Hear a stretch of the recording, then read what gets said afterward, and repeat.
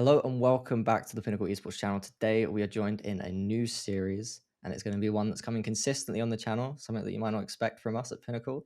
But we're going to be looking to be bringing you a new podcast every 2 weeks with a unique guest. You can see this week that we have two members, and these are going to be your consistent faces across the channel. We have BDog and Hawka. So, guys, if there's anything you want to introduce yourselves with, then now is the time because, as they say, introductions, they stick. So now's the time. Go ahead, BDog. Oh, okay, yeah. Hi guys. Yeah, look, excited to be here. Thank you for having me. Of course, Archie. We've done some bits in the past. It's always good to kind of hang out with you and Hawker. So the fact we get to do it on a consistent basis, and now Hawker has to put up with me for kind of 2 hours every couple of weeks, is great. I couldn't be more happy. This is reminding me of school where you are like first in the class and you get told you have to come up with one fun fact about yourself. Yeah, And right. that was always the worst thing ever. So my fun fact is I like long romantic walks on the beach. That's me. That's all you need to know about me, okay? Perfect for a CS podcast. Are you taking any applications for people to join you on them walks? Oh, I don't know. My schedule's looking pretty busy right now. I've got a few booked in, so maybe if you play your cards right, Archie.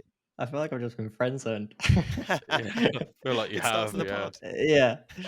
But yeah, these are going to be consistent podcasts that you're going to see. We're going to try and have a unique guest. As difficult as that may be across the episodes, we'll be running these currently until the end of the year, and then we'll see how it goes from there. But if there's anyone that you guys would like to see, join us on here, and any topics you'd like to see us cover, then we'll be sharing clips across our Twitter, our Instagram. You can leave comments there, or you can leave comments down below in the YouTube comment section. So yeah, you let us know who you want to see, and we'll try and bring you as many cool guests as possible and give you some interesting takes. So that's basically what this is going to be. And one thing that we're going to do to kick this off is talk about the Pinnacle Cup V. So in the past, we've had Pinnacle Cup events, and we've had a LAN event. Brandon, I believe you were involved with the LAN event, right? No. You weren't? Was it Freddie? No, it was Freddie. Yeah, it was Freddie. Freddie Okay. was, yeah. Okay, so Freddie was involved, who you might have seen before as well on the channel, and some of the little games we played. But yeah, so we had a LAN event in the past, and now we're back with our Pinnacle 5.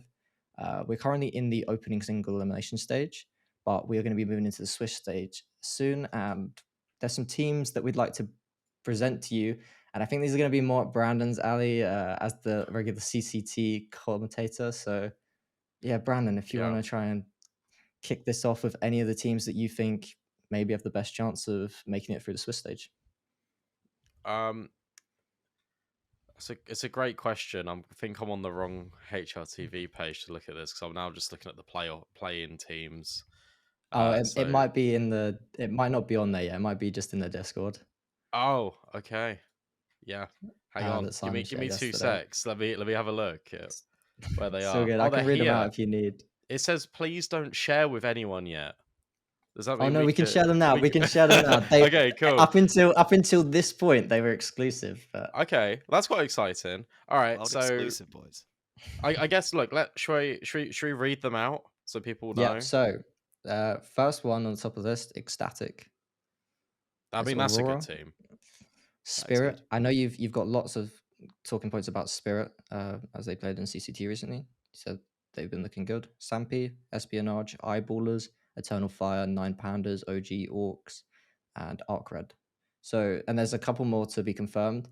Some we can't talk about yet, which is quite exciting. But yeah, there's a lot of these teams here that have played in CCTs. I think OG might be the biggest org that we've got looking at here.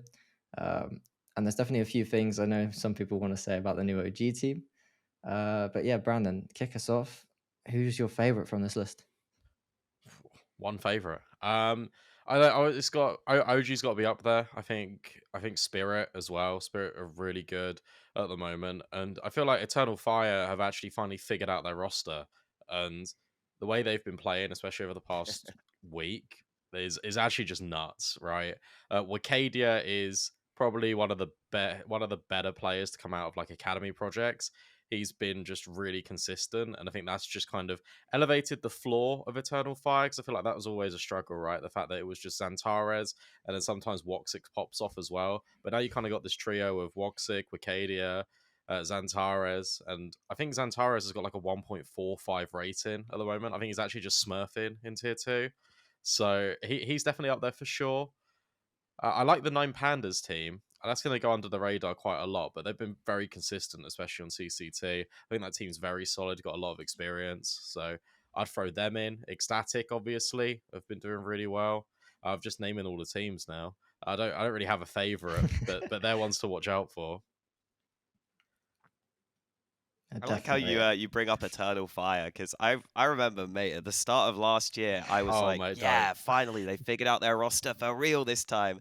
And now I'm hearing you say it again, and I'm just like, all right, if we're in that rare like 1 month period where Eternal Fire actually has a consistent and good roster, that's exciting, because you don't get that too often with this team. I think there was a I stat or think something. If it was like yeah, 32 times, it was like the roster had changed like 32 times, but it only changed with like 8 players. Yeah.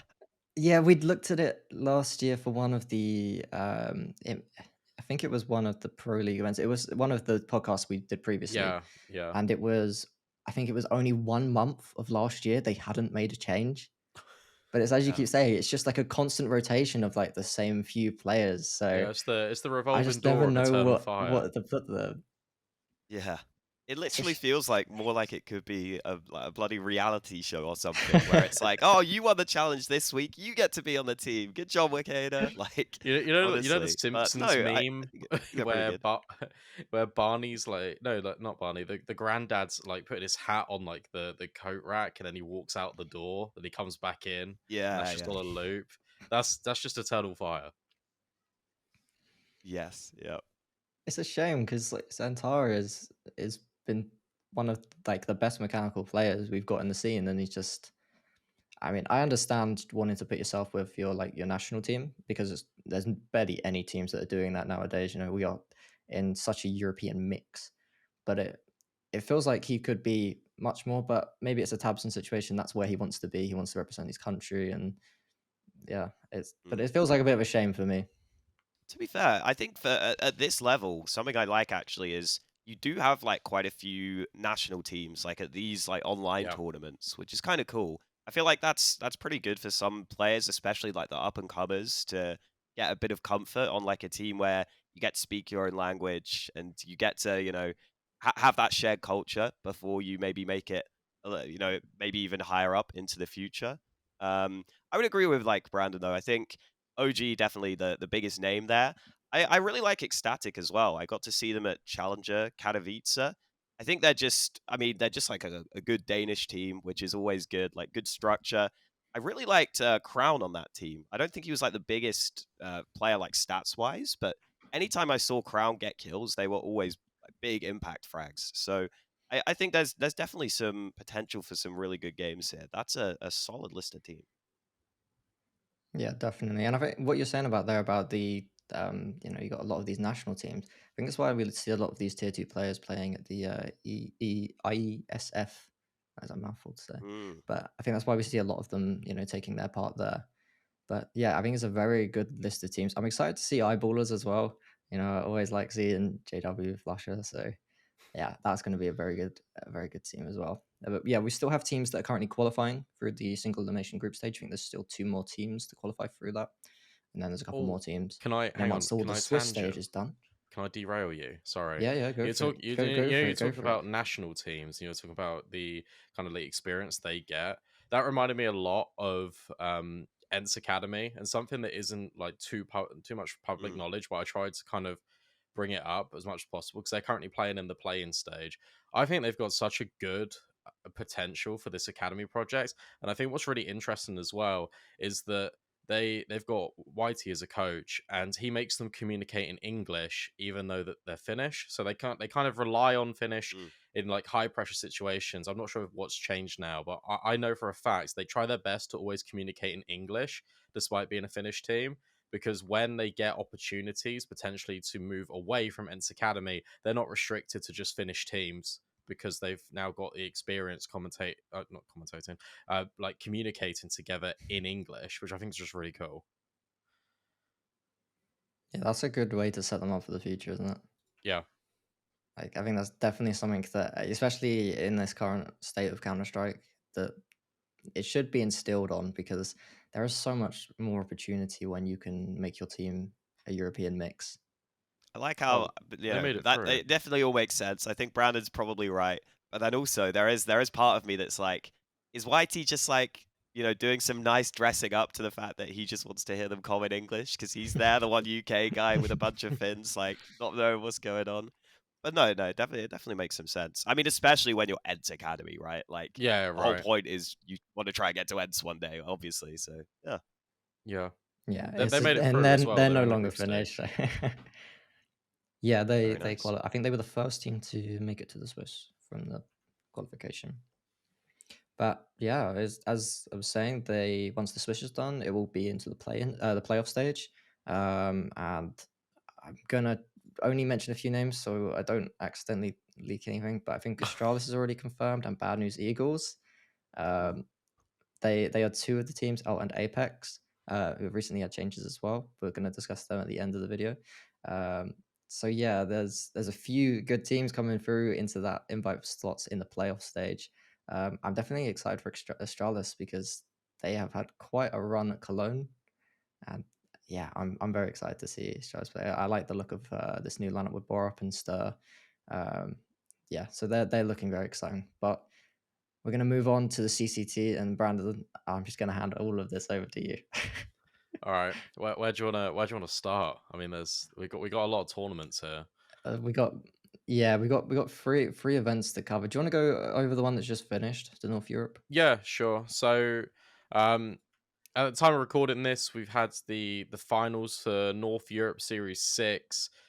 Basically, all of these series are $50,000 prize pool tournaments. It also, wherever you place in the tournament, you get allocated regional ranking points, and then the more regional ranking points you have at the end of a period, I think it's 4 online series for Europe.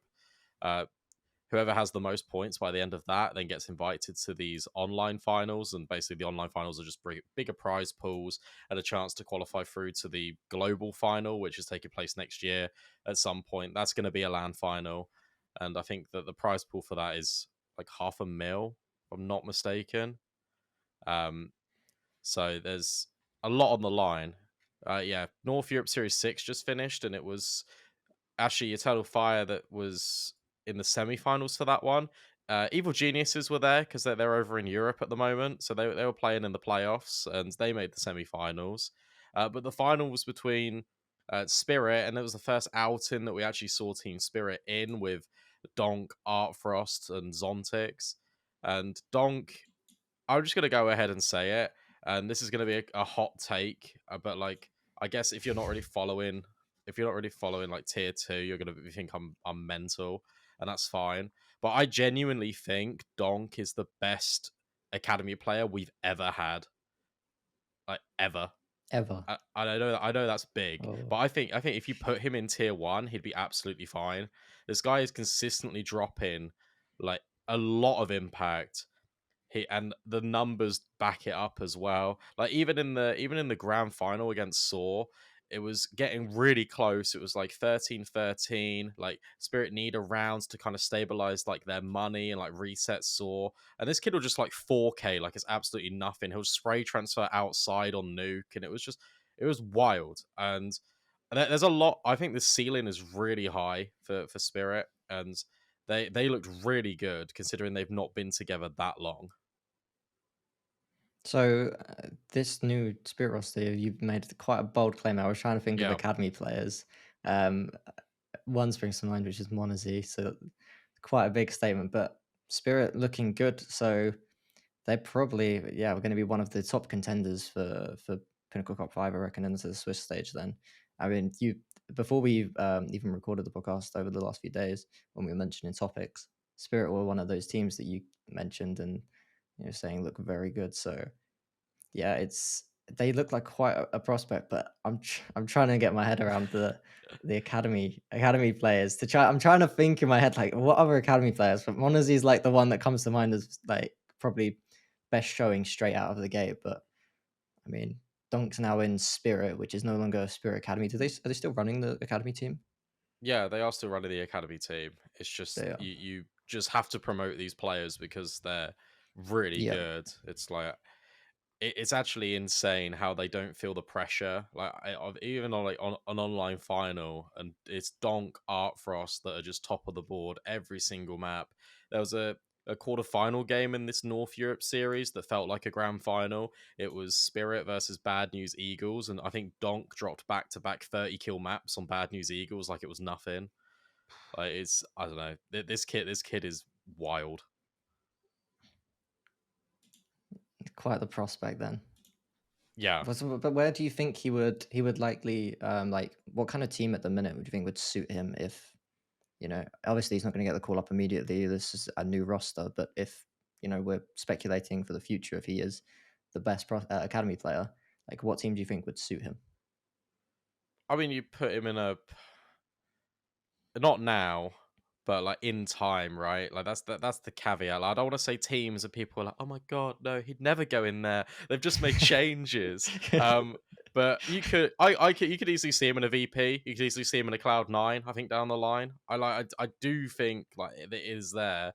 He's 16 years old. Like there's loads of time to like let this kid develop. I think the fact he's now developing under one of the more experienced in-game leaders in the CIS region who has got a habit for molding teams. I think is really good for his development. I don't know. I could see him in those teams down the line. I think Chopper definitely one of those IGLs as well. You can see that a lot of the players that he has had under him have gone on to much bigger orgs than. I mean, Spirit are huge across esports, but in terms of Counter Strike, like Patsy now on Liquid. You've had Dexter who moved off to OG, now free agent, which is still a bit confusing for me. But yeah, I think definitely a lot of opportunity for a lot of these talents that are rising up through the scene, and there's not many better IGLs to do it under than Chopper. So yeah, Spirit looking dangerous. Alex, can I And ask you just about quickly, like with Donk. Oh, Yeah, no, you're yeah, fine. just quickly Sorry. with Donk, I was gonna say he's like, oh god, the lag. He's like a pretty like aggressive rifler, right? From what I've seen, like Yeah, he makes a lot of like moves early in rounds, right? yeah, very much so. Yeah. Very nice. Always the aggressive riflers, man. Always the Eastern European aggressive riflers. That's whenever there's an up and coming talent. But hell yeah, give me more. Give me more. Did you have a question, Brandon, for Hawka? Yeah, I was actually going to move the convo on away from Spirit because there was another team that performed there that I kind of mentioned briefly, and I wanted to get Hawker's opinion on Evil Geniuses and their new roster and how you see that going. Because I actually think it's not a bad lineup. I'm glad they stuck with the blueprint in the end, and I think there's actually potential there. I just think it's going to take a little bit of time. Yeah, I mean, it's just so interesting seeing like Neelan, for example, like come into Gamer Legion at Cologne, and that like they did really well. Like they nearly made it through. And obviously EG when they had him were like not doing much of anything. So it might be one of those scenarios where it's like kind of the right move for both parties to make. Like EG maybe just needed to go back to NA. I think just the problem is like you look at EG now, and they're not even the second most like exciting destination. If you're an NA player now, you'd probably rather go to Complexity because EG didn't get a liege, and that's a real bad position to be in, honestly, because there's not really enough up and coming NA talent in general that someone's gonna like slip through. Like I think Complexity would take anyone who's super exciting. I think it would be hard for EG to get them, sadly. But I think this roster is like pretty good, actually. You do have Automatic, who somehow is still here, and thank God they've kept him because he's been the one consistent player EG have had for ages at this point. So he's great. I think like Junior is pretty solid, I actually think.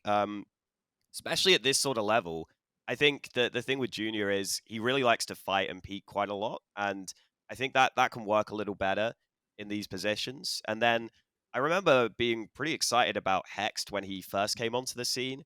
I don't think he's been like as good lately, but I'm hoping we can see him step up in the future as well. So yeah, I think like it's nice that feels like EG have an identity again, I guess is the main thing. And I hope that they can like find the talent going forwards, but I am a little concerned that like I can't imagine there being that many NA players that break out.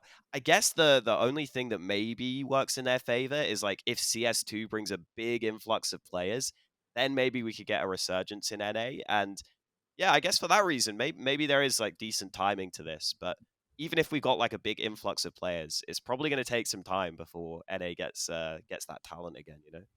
The one thing, and I don't know enough about what's going on at EG for this to be uh, anything more than kind of just a statement that I'm going to put a question to you guys. But for me, it seems like they've bitten themselves in their ass a bit with.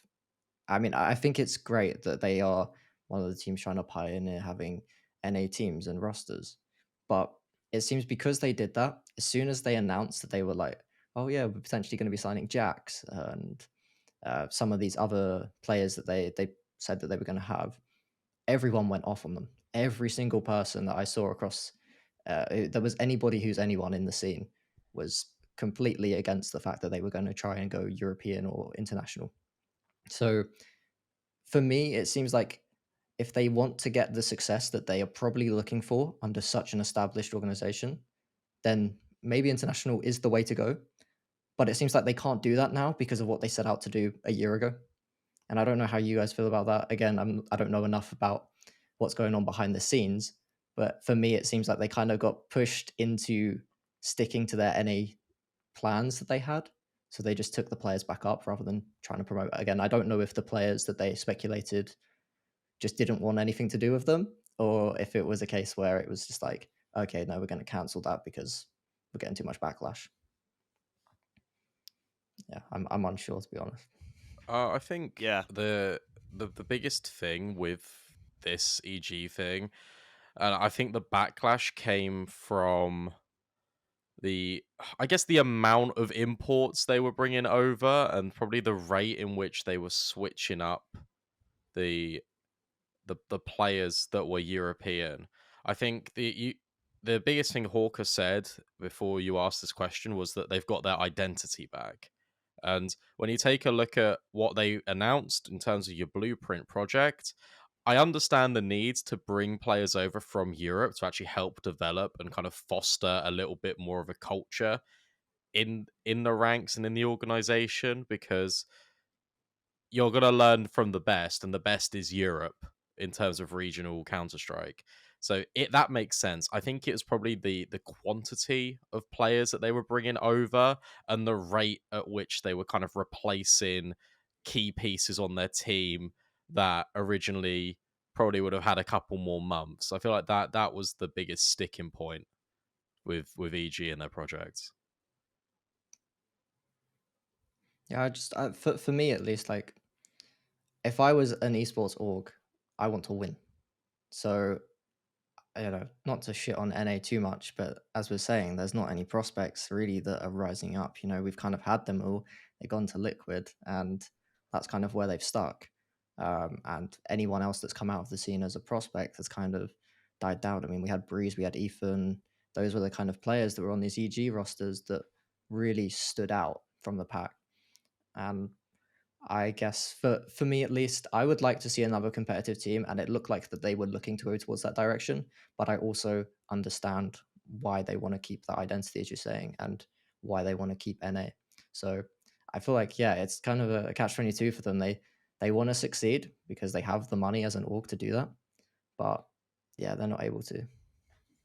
Yeah, I think it's also like the EU players they brought in weren't really exciting enough. Like, I think if you're gonna bring EU players in, you want to make sure it really makes sense.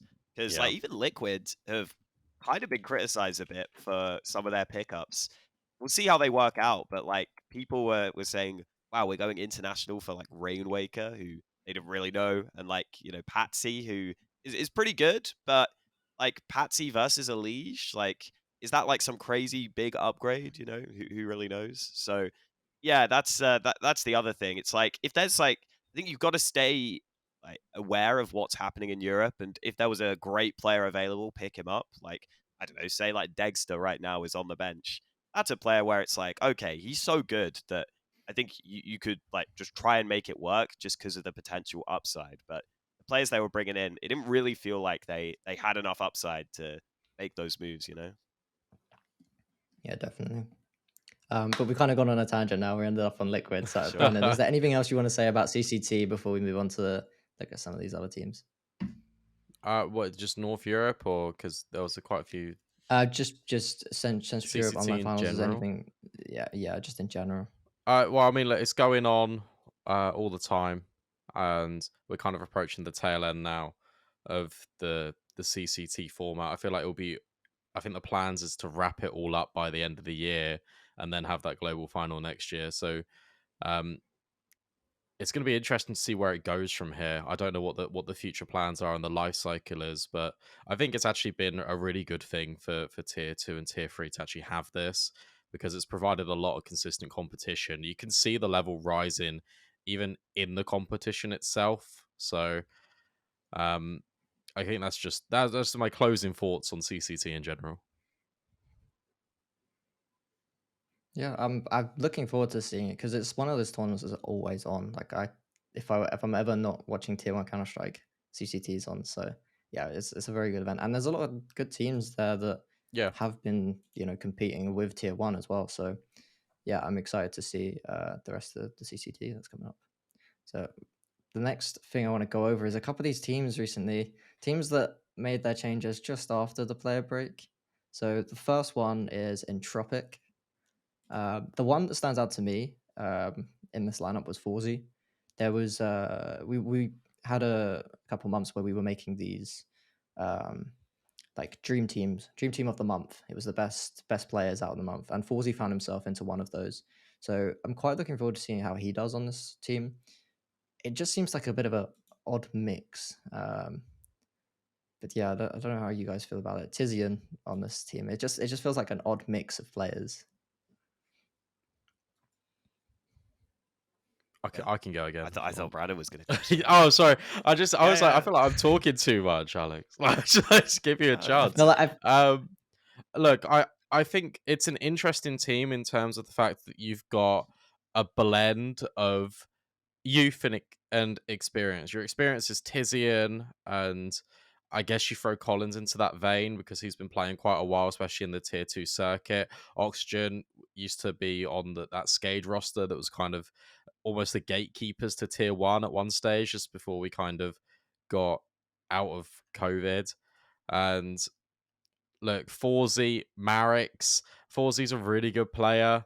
I think that he's going to shine. Marix, you got to remember this guy was playing on OG for a couple of months. He was on Sprout, I think, for 6 months last year, and he's only 20 years old. So I feel like there's a lot of potential in the ranks with this roster, but obviously they've got limited experience playing together, and I feel like they've just got limited reps in total as 5 individuals, but they've got a project that they want to go with. So let's just see how it all works. Yeah, I think this team could end up being like pretty decent. They also have NKJ coaching, which I think is pretty nice because I know he's been around for a while. He was like on alternate attacks previously. I think he even coached Big for a little I was bit, gonna or say it like was he was on Big, involved right? with them for a little Yeah. bit. Yeah. So I think that's also nice. Like it's kind of rare to have quite an experienced coach when you're putting like a new project like this together in Europe. And yeah, I think I generally agree with you. I think Forzy kind of just got really unfortunate in that Oscar came into Sinners and Forzy was doing nothing wrong. Yeah. If I was Sinners, it's tough because like you kind of have to take Oscar when you're that organization in the Czech scene. But like Forzy, you would think is one where you're like, this guy can actually take us places in the future. Whereas at some point, Oscar might, slowly tail it down towards the end of his career. So I'm really happy Foolsy's got another opportunity. I think he's definitely the most exciting player on this team, and I really hope that he can find stability basically on this roster, because this is a project where you're bringing together just so many different pieces, and we always see whenever that happens, you might need like 3 or even 6 months before you start to actually get the team sort of built up. I am also interested in the Tizian side of things, because I think at tier one, Tizian always struck me as a player who I think the problem he had was that Counter-Strike is becoming more and more dynamic in the way rounds are played. And Tizian strikes me as a player who, like, he wants to have the same plays in his mind where he's like, okay, they're coming B, I'll put this smoke down and I'll do this play. And I think he got almost like a bit too predictable in the way he'd play.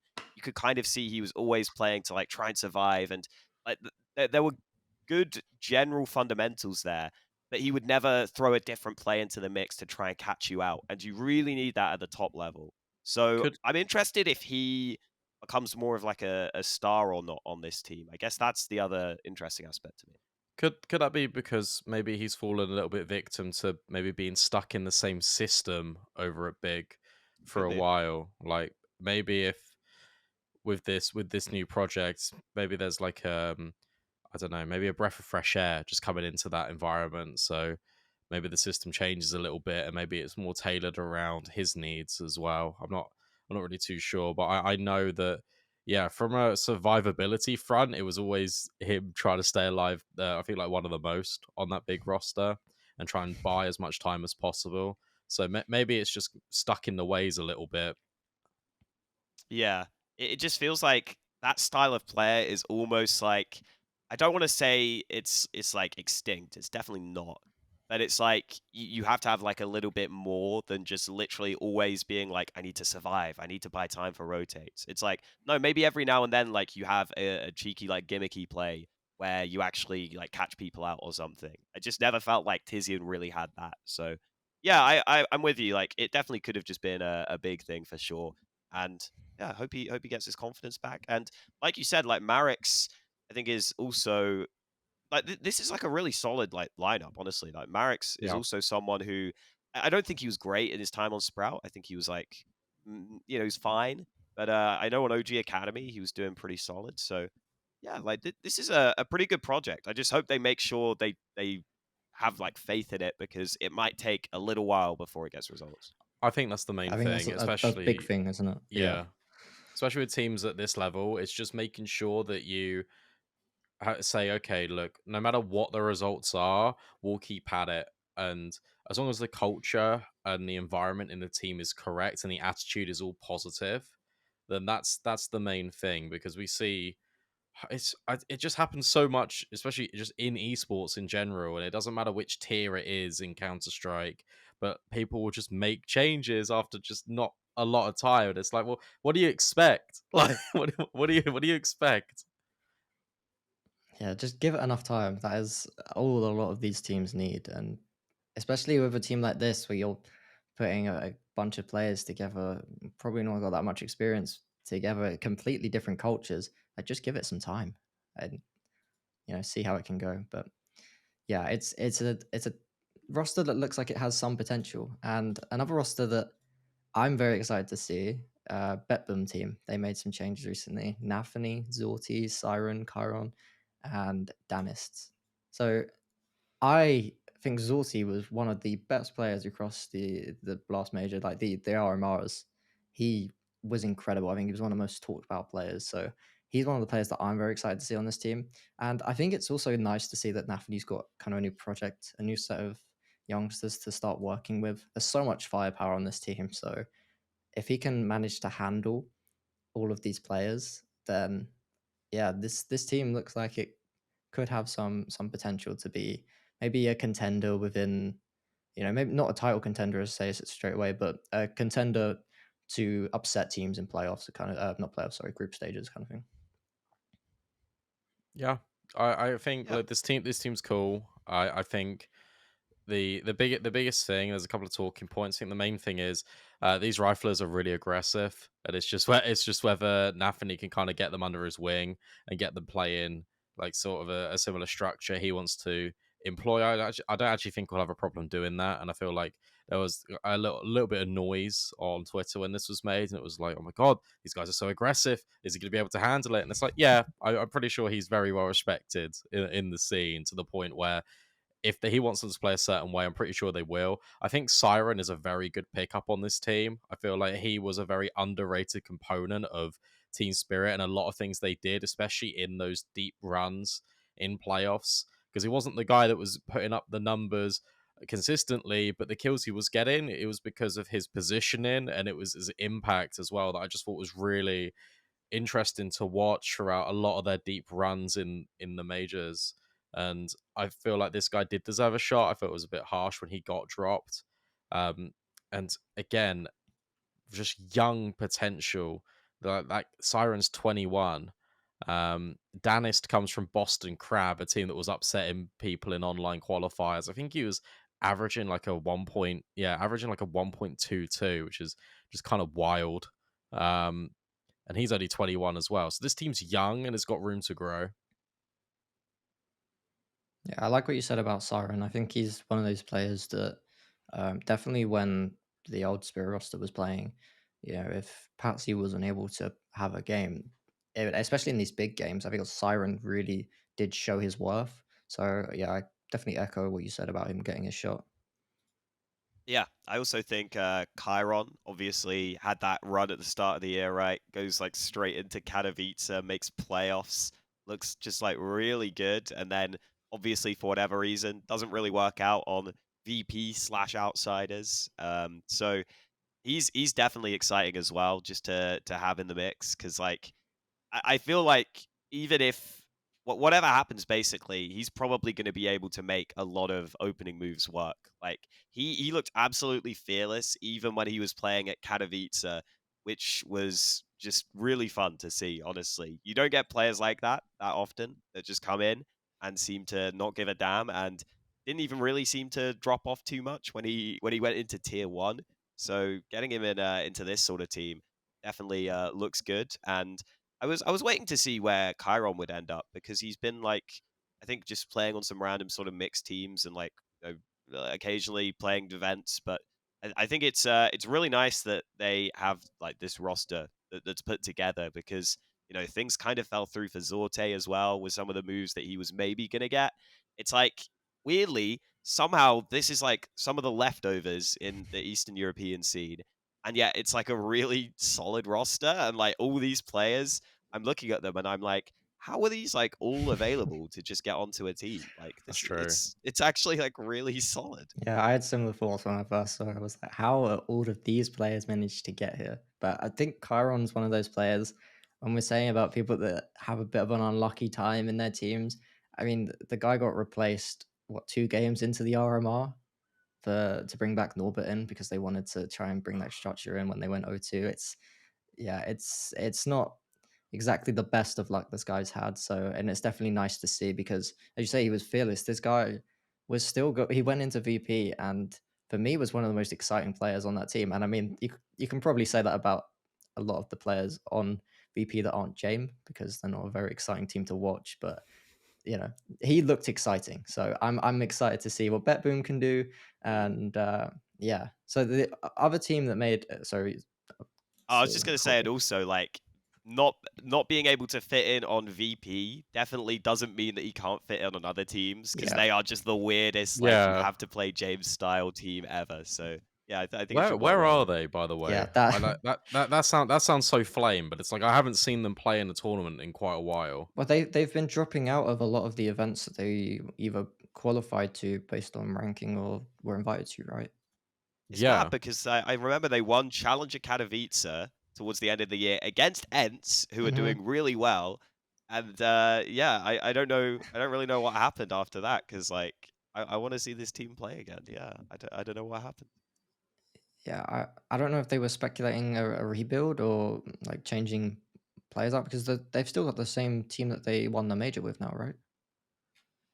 If Yeah, they've I think that's what reverted it back. Yeah. amounts to. So yeah, I'm unsure what they're looking to do for this team, and they just seem to be not accepting invites or declining, spots and giving them up. So um, Is Yeah, I'm that a bit the confused because did they give up a spot at Dallas, or was it a tournament after that? I can't remember that exactly, but sounds they right. definitely declined a spot.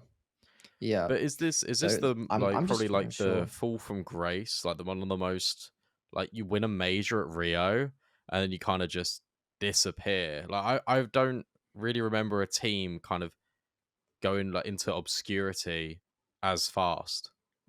And like obviously it's not helped by them not accepting invites or like dropping out, but Yeah. like it's wild to think that you just said, yeah, if they kept the same major winning team, and it's like, well, where are they? Like, what? I want to see them. Like, Yeah, I don't get it because literally because just before the player break they win Challenger Katowice against Eds, who have just now made it straight into the semi-finals of Cologne. So it's like you must have been like good enough to continue playing, no? was Unless that Jame was has the highest standards in the world. I don't know what was that Jame's was up that to, the man. game? Was that the game they went like 16-4 first map as well? Like, didn't they own them on like the first map Yeah, in the yeah, yeah. final? And then like the final map was like I think they were like down and they like came back pretty well. Like classic VP win in 30 rounds fashion. Oh yeah, you're right. Yeah, They were they just look 13-8 like good down. old VP. But It's a yeah, real yeah. shame because like Jame continuously puts together teams that are able to compete at tier 1 and make these deep major runs and all sorts. So it's, yeah, like Rana says, I just want to see the guys play. Like let them play. Apparently it's not game time anymore. At No, least not it's right not. now. Maybe you need to wait. No, he's put it on pause. I just Yeah. They're playing it does bring up Gamers the 8, I question though. think. Like, are they definitely playing that though, or are they going to drop out? Well, they We'll see. tweeted 15 hours ago Also, saying our first opponents, so I think they are playing. okay. Okay, I'll Also, be the interested. weird thing with Gamers 8 is sadly that event is like for some reason just one massive single Yeah, elimination bracket.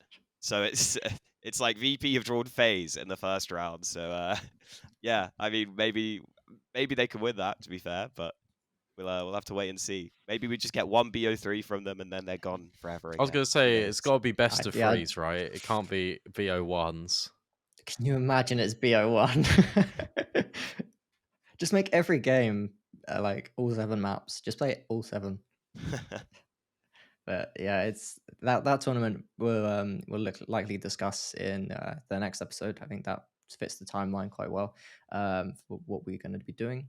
But yeah, Gamers 8 as well. A single elimination for our entire bracket. That is scary for a lot of teams, especially because you're traveling such a long way. But yeah, a different topic for a different podcast. But the final team that is worth looking at is Preasy.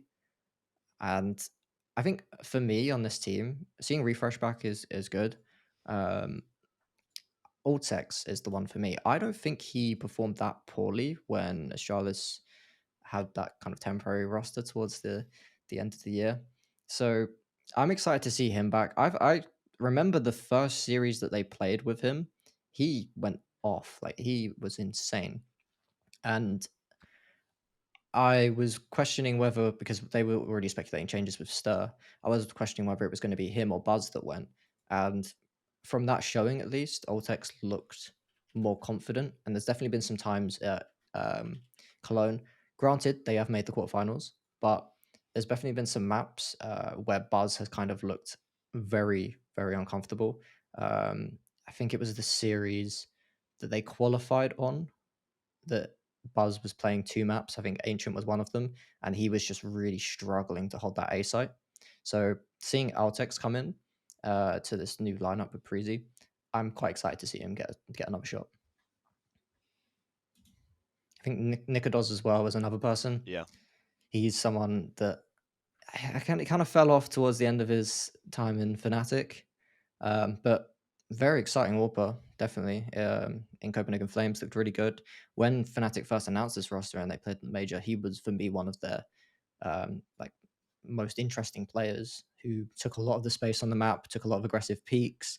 I remember at the first one of the stages at the um, Rio Major, him absolutely dominating Nip on Ancient at the first one. He's just taking peaks out of cave, just these super aggressive peaks. And I feel like if he can play in that style again, then yeah, I'm excited to see what he can do. Yeah. I think that's the main takeaways for me. I think Nico does even towards the end of Fnatic, I still think he was doing like a decent enough job. I think there was always the discussion of like it was players like Nico Doz and Torji who were always talked about as like, are they good enough to be AWPers on their teams? I thought like when Nico Doz got dropped, I thought he was probably doing a bit of a better job than Torji was on Mouse actually. But obviously Torji kind of picked it up a bit at Cologne, so Yeah, fair play to him. Like that 50 bomb has bought him a lot of time. yeah, literally. The thing is, like, his playing rating's crazy, and then when they got to actual Cologne, I mean, they did have a lot of tough games in there, but his rating definitely like dipped back down a little bit. But no, yeah, Oh, Nico does, I think, pretty solid. I think he misses a few shots that he should hit sometimes. It's weird, like, because I think he's a pretty good AWPer. I think his positioning's pretty good. I just like I don't see that many AWPers like miss shots where I'm like, oh, you've got to hit that all that often. And Nico Doz is maybe one of them. So that's the only thing I'd say on him. And then obviously Refresh as well. I think pretty good player to have at this level.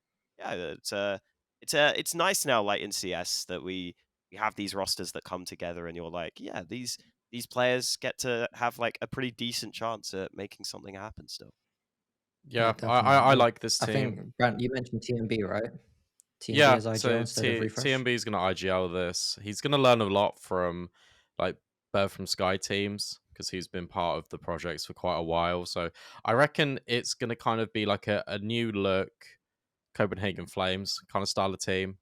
And I feel like all these players have got experience one way or another playing with each other as well. So I think this it's actually going to be pretty cool. I like the pickup of I like the fact you've got your blend of experience and then you got the new guns. Altex is a really good pickup. I think one of the best up and coming Danish talents you could probably grab on the market at the moment. Tops is also pretty good.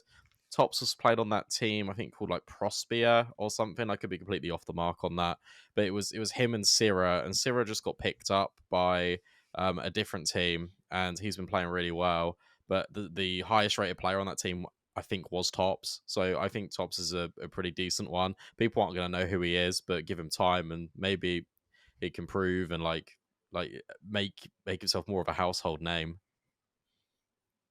I think it's very interesting you saying like their new Copenhagen Flames almost because they've got Vorborg as their coach. It's kind of spent a lot of his time in EG, but before that was the Copenhagen Flames coach. So it's also good to see him back and reunited with a few familiar faces with Refresh there and Nikodos. So yeah, it's definitely going to be an interesting team. I imagine there'll be a CCT contender at some point, like playing in CCT. Probably see them there, yeah. So yeah, they're definitely another interesting one. But the big team for me that has been rumored and seems to have died before it's even started is the new TSM team. I don't know how much you guys have caught up with any of that, but it seems that it's the coach whose name is just letters. Xtaz. Previous G2 coach, right? Xtaz, yeah. Is he the previous G2 coach? Yeah. So he seems to have already left the project. But besides that happening, what do you guys actually think about the roster that they proposed or has been speculated? Do you want to take this one, Alex? I don't know what to say. Yeah, sure. No, yeah, it's just the weird thing where like I saw the like rumor basically is that they used Xtaz and had like an agreement with him to make this roster. Like he came up with the lineup, and apparently now they've just like stopped talking to Xtaz and they're just trying to like make the lineup still, just without the coach who gave them all the players that he wanted. Which is like kind of a hilarious way to think about trying to make a CS team. It's like it just doesn't make any sense to do that because like why would you not keep the coach? He's clearly the one that thinks this roster can work. I don't really understand the roles on this lineup. I don't know who's IGL, to be honest. I guess could Valda maybe do it? I don't know. He's always been a pretty smart player. From what I understand, I don't really know the Modo guy that much, but I don't think he's an IGL. And then you also have like Jackson Cypher, who are pretty similar. There was actually a podcast that Apex did where he said that he thinks Jax can be really good and like more of a star player if you use him right and if you like give him the right positions. And I think there's maybe some truth to that because his aim always looks incredible. So it would be interesting to see how that entry duo would work. I kind of assume you'd just end up throwing like Jackson first, and maybe you get Cypher in there sometimes, or maybe it could be the other way around too, because Cypher was just like crazy aggressive as well. Um, it's also just a bit weird that like Cypher has ended up in this position after being pretty hyped up, right? Like he's kind of been screwed in all things here because he's now just right now teamless. Who knows where this team would be going? So yeah, weird situation. I don't really know if this lineup would work. I just don't know if it has enough firepower. I think it would maybe be quite dependent on Valder, to be honest, because when he was on Ents, I don't think he was getting his most natural positions, but he, Yeah. he just didn't look that solid. I mean, he sort of looked okay, but like he before that, he was obviously just such a star. And I feel like he has to still have that in him because he was so consistent for so long, all the way back on like North and Heroic days in the Danish scene. It's almost like Valda's one of the star players in CS that kind of gets forgotten about throughout his career because he was just always on those middling top tier teams that never really broke through. And he's just like a really cerebral, smart player. So I'm hoping that he can get back to being a star because I think that's what this team would need. So Yeah, and I think how I the think reason that... this. Sorry, go on. Go ahead, Brand. Go. Oh, okay. I think I'm lagging, so I'm sorry if I'm cutting in and out and just It's all like good. No, trampling you're all all over good, you. man. I don't mean to. I'm not normally this rude. I think how the team works, I think you've actually nailed it. You've hit the nail on the head. I feel Valder will be the IGL for this team, just based on what you said. Very smart player, very cerebral. I think that he can also play roles he wants to be in, and I think that's where he's going to shine. Cypher's going to be your entry. Inters is going to be your support player that will now shine and shouldn't get dropped. Jax is going to be that star player, I think, and Modo is your AWPer. Modo was AWPing for Nexus. He's been part of that Nexus project for quite a while, and he was very, very consistent in that team. The biggest question mark for Modo, in my opinion, is, well, if they make it into like pressing the issue for tier one, is that enough? Is he going to be consistent? Um, I think it's an interesting project. The more I think about it, the more it's like it actually makes sense on paper, but whether it actually works in practice is a whole nother thing. But that's where you need your coach. That's where you need the guy who created the roster in the first place. And now he's not involved. And I think that is a really big limiting factor now of this supposed TSM roster, is that if you get in a different coach, he's going to think, well, what on earth was the idea here? But it actually makes a lot of sense looking at the players from what you can get. I just think Xtaz is a fundamental piece of this project. And if you haven't got him, then the whole team crumbles underneath it. Yeah, and it's not like it's just any old coach as well. Like this is a coach who has found success in other teams. So yeah, and I definitely think that they have got a very good group of players. I mean, you can immediately see the impact that has been left on ITB since Cypher and Volt have left. Like those guys are just losing. I think anytime I see them on across HLTV, they are just losing. Inters They definitely deserved they another shot, as you're saying. they lost to Zero Tenacity yesterday, 2-0. That that was who I saw them lose to, yeah. Yeah, and yeah, that was an And then unfortunate Juve stepped watch. down after, right? Juve stepped down before. He wasn't in attendance for their Cologne, I don't think, or he might have been, but he stepped down now anyway. All right. It's a shame for that team because they wanted to keep so many of their players, and unfortunately, the big sharks came around and threw money at people, so you couldn't really deny it. And I do understand as well. There's probably opportunity. I think I saw an interview that Volt said like this team just has better almost aspirations. I'm not quoting it exactly, but yeah, he was basically saying that like their their goals and their aims were much better suited for him or something like that. So yeah, I can definitely see why players would want to make that jump. And I just say Cypher has been kind of screwed around with this move as one of the best players that we saw at the major. Yeah. But as you say, Brandon, I definitely agree. I think you can't really make this team without the coach that has kind of created it. So yeah, it's a tough one for TSM if they don't pull their shit together and get him back. But Yeah, they need him back.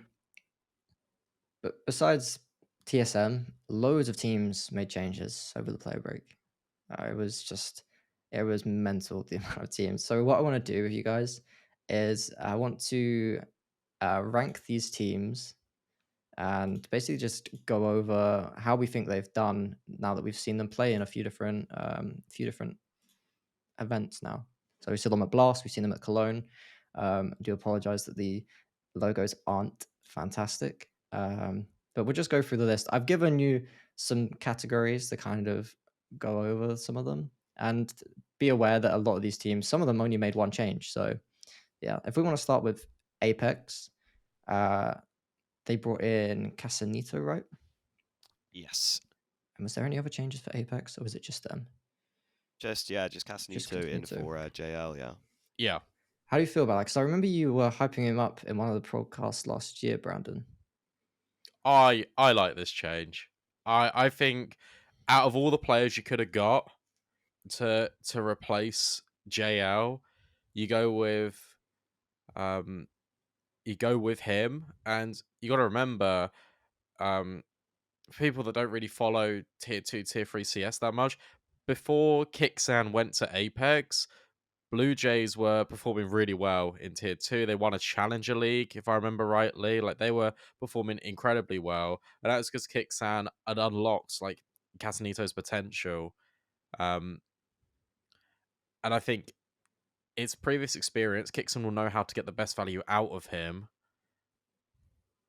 I think it's a good change. I do think it's a good change. And I think that team, it's not a title contender team, because I don't think Apex is a title contender team, but I think they've got potential. And I really like this change. Out of all the players they could have got, they've picked up the best one. Yeah, I think I'm with you. By the way, also, we talked a bit to Apex when they're at Cologne, and apparently it's Sasanito. I was going to ask about apparently, this. or like Tatsanito or something like that. Yeah, so basically something along those lines is what I was told. I think it's like Tsatsat or something, because like North Macedonia is like right near Greece, right? So it's like that sort of similar vibe. Yeah, Sasat. Sasanito. Sasanito. Okay. Yeah, I remember. Or like Zazani. I don't even. Yeah, Zaza, we're gonna put it Zaza, either way. Actually, something that was funny at Cologne is, especially when Americans were saying like Cacanito, it would literally just sound like they were saying Carcanito, and I would just hear cock every time. And I'm sitting there like, you know what? Maybe we should actually call him Sasanito instead, because this almost feels like rude at this point. Yeah. So we got there in the end. But yeah, I think pretty solid. I like Kixan as an IGL. I just think that's the main thing that Apex have, honestly. Like, even JL, I don't even know if... I mean, he's doing well on Na'Vi, to be fair, but I wasn't even sure if he was like a crazy good player or if he was just slot into a really solid system. So it just makes the most sense to bring in someone that Kixan's worked with before. And exactly. it means that you just have like, you just kind of get to continue. And you saw that it was pretty good at Cologne. Like, it was pretty much plug and play. They did all right. I know they ended up losing against OG, which was probably a little disappointing. That's the sort of game where I was looking at it and thinking they could win that, just because OG have like made so many moves that you think it might take a while. But also, the thing with OG is, I mean, we'll save OG for later. Yeah. We'll save them for later. I don't want to get ahead of myself. Yeah, But yeah, I think potential was the right spot for it. I guess the only thing that Apex have just been lacking this whole time is they don't really have like a massive standout player. You've got like a bunch of good players that they fit their roles well. I think Kixan's a good IGL. Basically, everyone is just good in their position. But They don't have like that one guy who I'm like, yes, I'll bet my money on that guy. Yeah, I agree with you what you're saying about JL. When I first saw him and I saw this move, I was like, upgrade. But now seeing him playing Navi, he's been one of the better players across this tournament. I think it's like probably like the third highest rated. So it's kind of difficult to contend with the likes of Simple and Bit. We'll talk about Navi. We can talk Yeah. about them now, actually, because don't Okay. have to really go on any order exactly. But Ema for me has been disappointing. Yeah. Yeah, I put him in my fantasy team, so Ha. currently got got some problems with that guy. I love fantasy for that exact reason. Like, I will keep track of a player so much more. And if they have a bad fantasy for me, I am like, firstly, it makes me aware that they did badly. Yeah, And secondly, I'm way more willing to shit on them because I'm like, screw you, you ruined my chances. But no, you're definitely right. I mean, I casted that ridiculous Astralis Navi game. Here's something I will say. The format is kind of weird on that last day because both Astralis and Navi played an early best of 3, which started at, I'm not sure exactly when it started. Let me go and check. I think it started at like 2 p.m. maybe, or like earlier in the day. And then they had to come back later and play the final BO3, basically the most important BO3 because the winner goes to quarterfinals, the loser goes out. And that one was then later on in the day, so you don't get the same time to prepare for it. You're not really used to having like one game and then a gap and then another game. And then that game finished at like something like 1 a.m. Towards the end there, Overpass got kind of crazy. And that's where obviously Buzz had, I'm just gonna say the map of his life. To be honest, like he on T side, he got like 8 opening kills in Monster. It was actually funny. I talked to Simple after the game, and he was asking me like, were my teammates on B just doing really badly and making mistakes, or was Buzz good? And I was like, kind of a bit of both. I mean, it's a past midnight game, so you're gonna have some problems. But yeah, honing in on Navi, I think obvious issue is Bit's English is going to take a while to come along. Alexi, I think makes sense on this team, but I don't know. There was something about, especially that Astralis series, that looks like not great because it's weird. Simple, I think, is still looking good, but he's like, there's some series where I look at it and I'm like, yeah, you're still Simple, and even against Astralis, there were moments where it was like, yeah, you're still Simple, and you're still able to win maps by yourself, but it's not as consistent anymore. And I was expecting him to just be really freed up here with Alexi coming in, but I don't know if we fully saw that as much as I was expecting. And then, as you said, Imma, I don't know. I don't really know what's happened there. He just does not look comfortable at all. yeah, It seems like a real like culture shock for him. Whenever I was watching him, because the casting setup was sick, we actually could like see the players in person right below us, basically.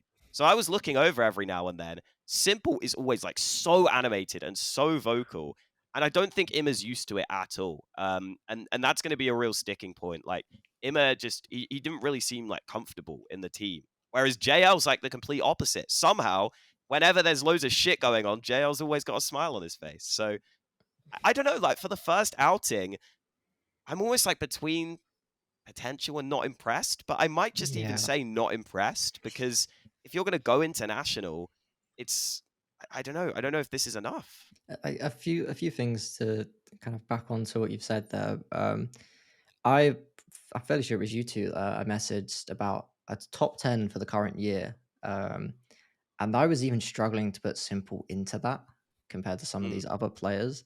So yeah, there's times where Simple still looks like Simple, but he's not competing with Zai Wu anymore, at least for this yeah. this span of the year. So it's a tough one for him. I assume it's only going to get better with time. From what reports said, he handpicked Alexi B. So, you know, if you wouldn't do that, if you didn't believe in the IGL.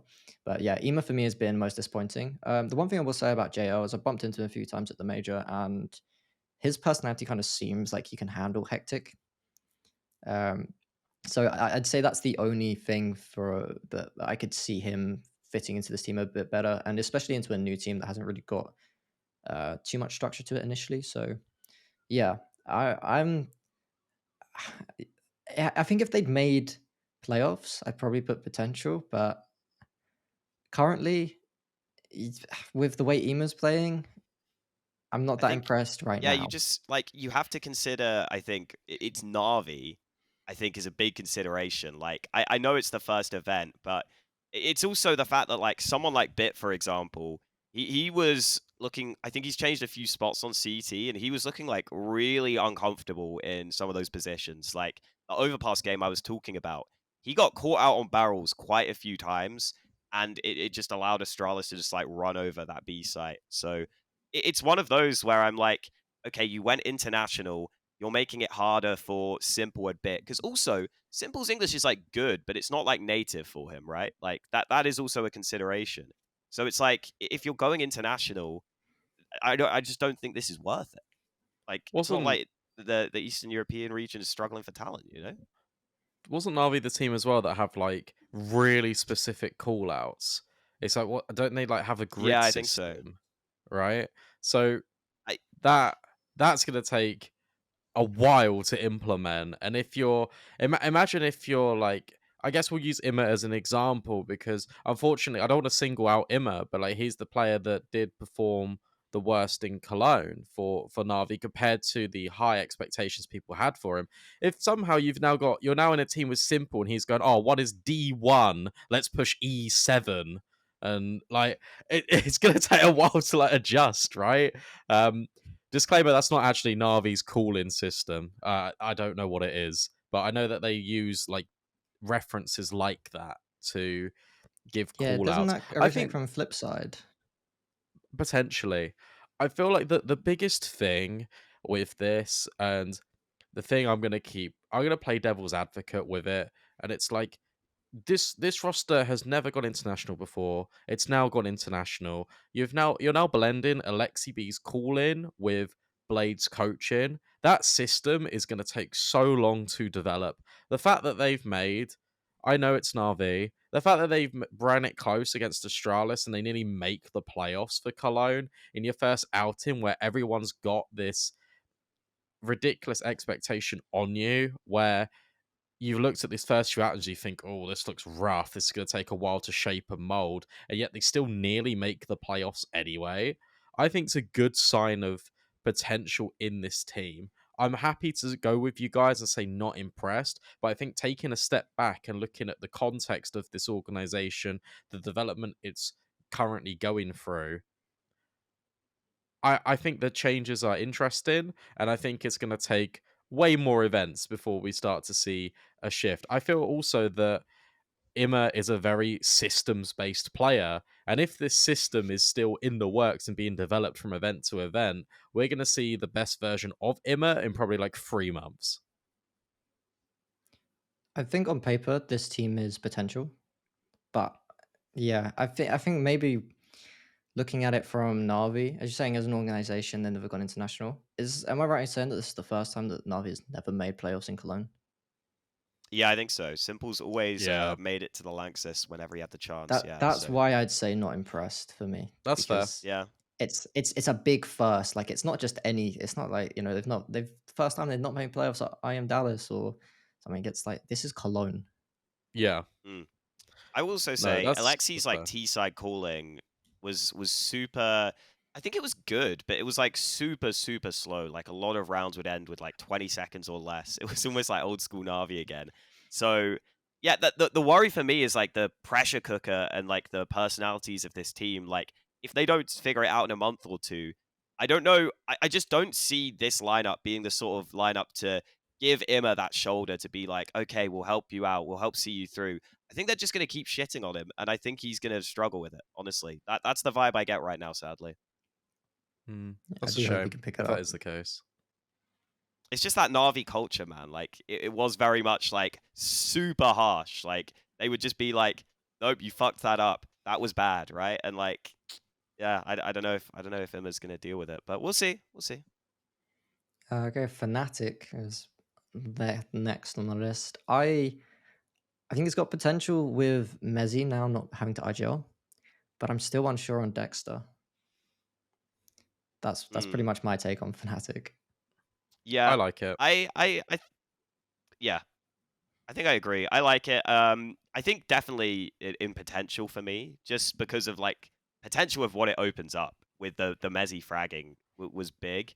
I also think Afro is just going to be better than Nico does. I think he was already playing at a similar level to Nico does at this event, to be honest. So that's another big upgrade. And it's almost like even if Dexter's not the final IGL for this team, just the potential you've opened up is pretty big.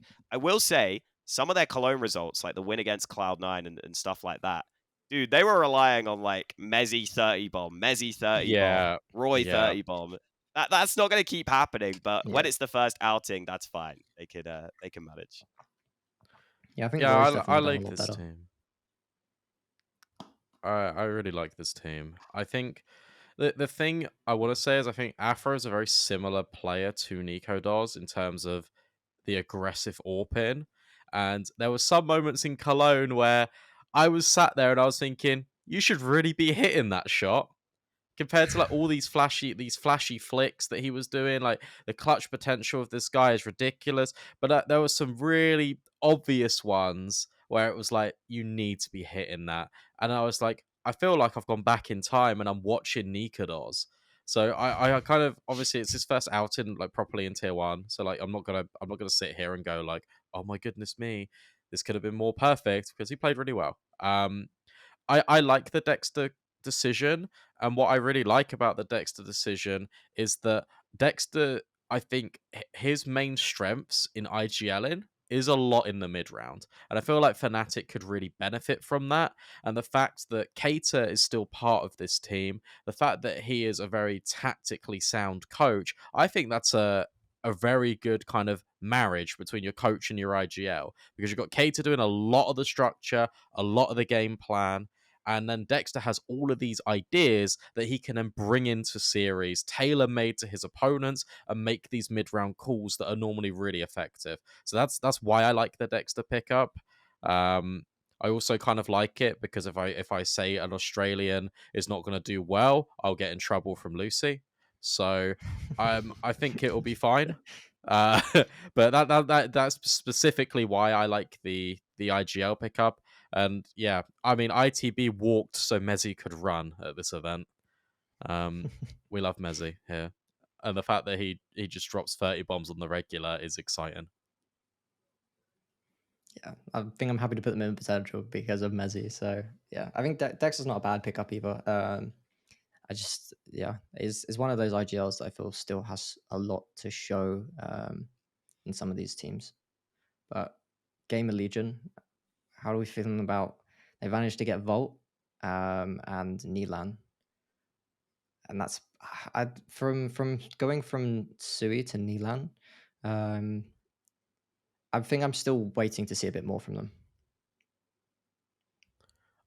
I mean, their actual results at Cologne were like way better Good. than I expected. I They thought this team was like done for, to be honest. they pulled it back, didn't they? 'Cause, did they go like they lost their first game pretty hard?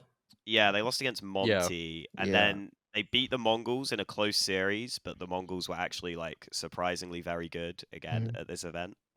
Low key somehow Mongolian CS is a thing. They keep finding new players. I don't get it, but Blitz clearly doing his best.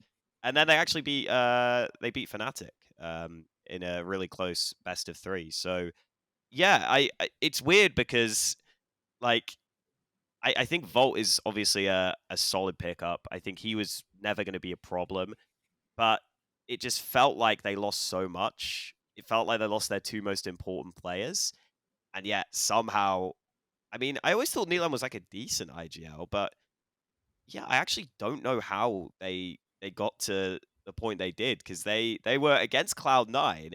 They nearly qualified, man. They nearly knocked out Yeah. they Cloud9, really which is did. just mad. So like, even though I look at this lineup and I'm not really that excited, I don't know if I can argue with some of the results. Like, it's weird. Yeah, I remember seeing them at the start of the tournament and seeing the losses, and I was just like, yeah, I don't know if this team is going to do it. I'm not sure if it has the potential that it may claim to have. So yeah, I don't know where to place them. I think I still need to see more on them. I probably should have put a category for this, but yeah, I'm unsure. I think they got potential. I think what was interesting watching that game of Legion Cologne run is that they were building into that event and they were feeling more comfortable game to game. And surprise, surprise, the more experience you have playing under your roster together, that the more comfortable you're going to feel. I know that Volt has changed a lot of roles, and he even came in, I think, and did an interview where he was like, "I'm not Emma, like I'm a different player."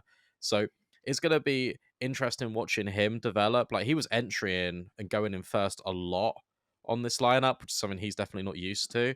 But he was still performing, and even against Cloud9, like he was putting up some really big numbers. So I think there's more to come from this team. I think it's a similar shade to Fnatic when it comes to Ash being an instrumental feature in this team and working with Neelan. And I think he's going to get the best out of Neelan and probably the best out of Volt as well, as he has done with the rest of the players on this team. So I think they got potential, especially because I think it's fair to put them in potential because they were literally moments away and potentially one overtime from qualifying and knocking out Cloud9. Yeah, I'm happy to put Yeah, them in potential. I think we have to. I think maybe we should like be ranking the teams in the potential. I think for me, Okay. that's maybe the right order for them right now. That's the right order for me, yeah. Yeah. I'd say yeah. so. Yeah. Because otherwise, I feel like we're gonna get a lot in potential. Yeah, yeah. Yeah, yeah. Speaking of potential, into the breach. Wait, actually. Oh. Yeah, Oh, wow. I'm Did have to do him like that, I'm just gonna Hawka. I'm just gonna immediately say I'm not impressed. I'm not sure if more changes are the way to go at the minute, but I'd say not impressed. I think out of this list, off the top of my head, there's only one team that I would put in more changes, but um, yeah, I think into the breach for me is just into not impressed. I'm Fine. almost tempted to say more changes. I'm almost Well, I just mean, because like, they need a new coach now. well, I guess that's also instantly true. But also like, dude, Thomas can't IGL long term. I don't think on this team. Like, fair play to what they did at the major, and I think Thomas deserves respect for finding ways to make the team competitive. Like, he was throwing in weird setups and like aggressive plays, but you could see when they were playing, it was like, I mean, maybe gimmicky's not the right word because they played to their winning conditions. But that was like a new roster put together. Okay, we'll do what we can.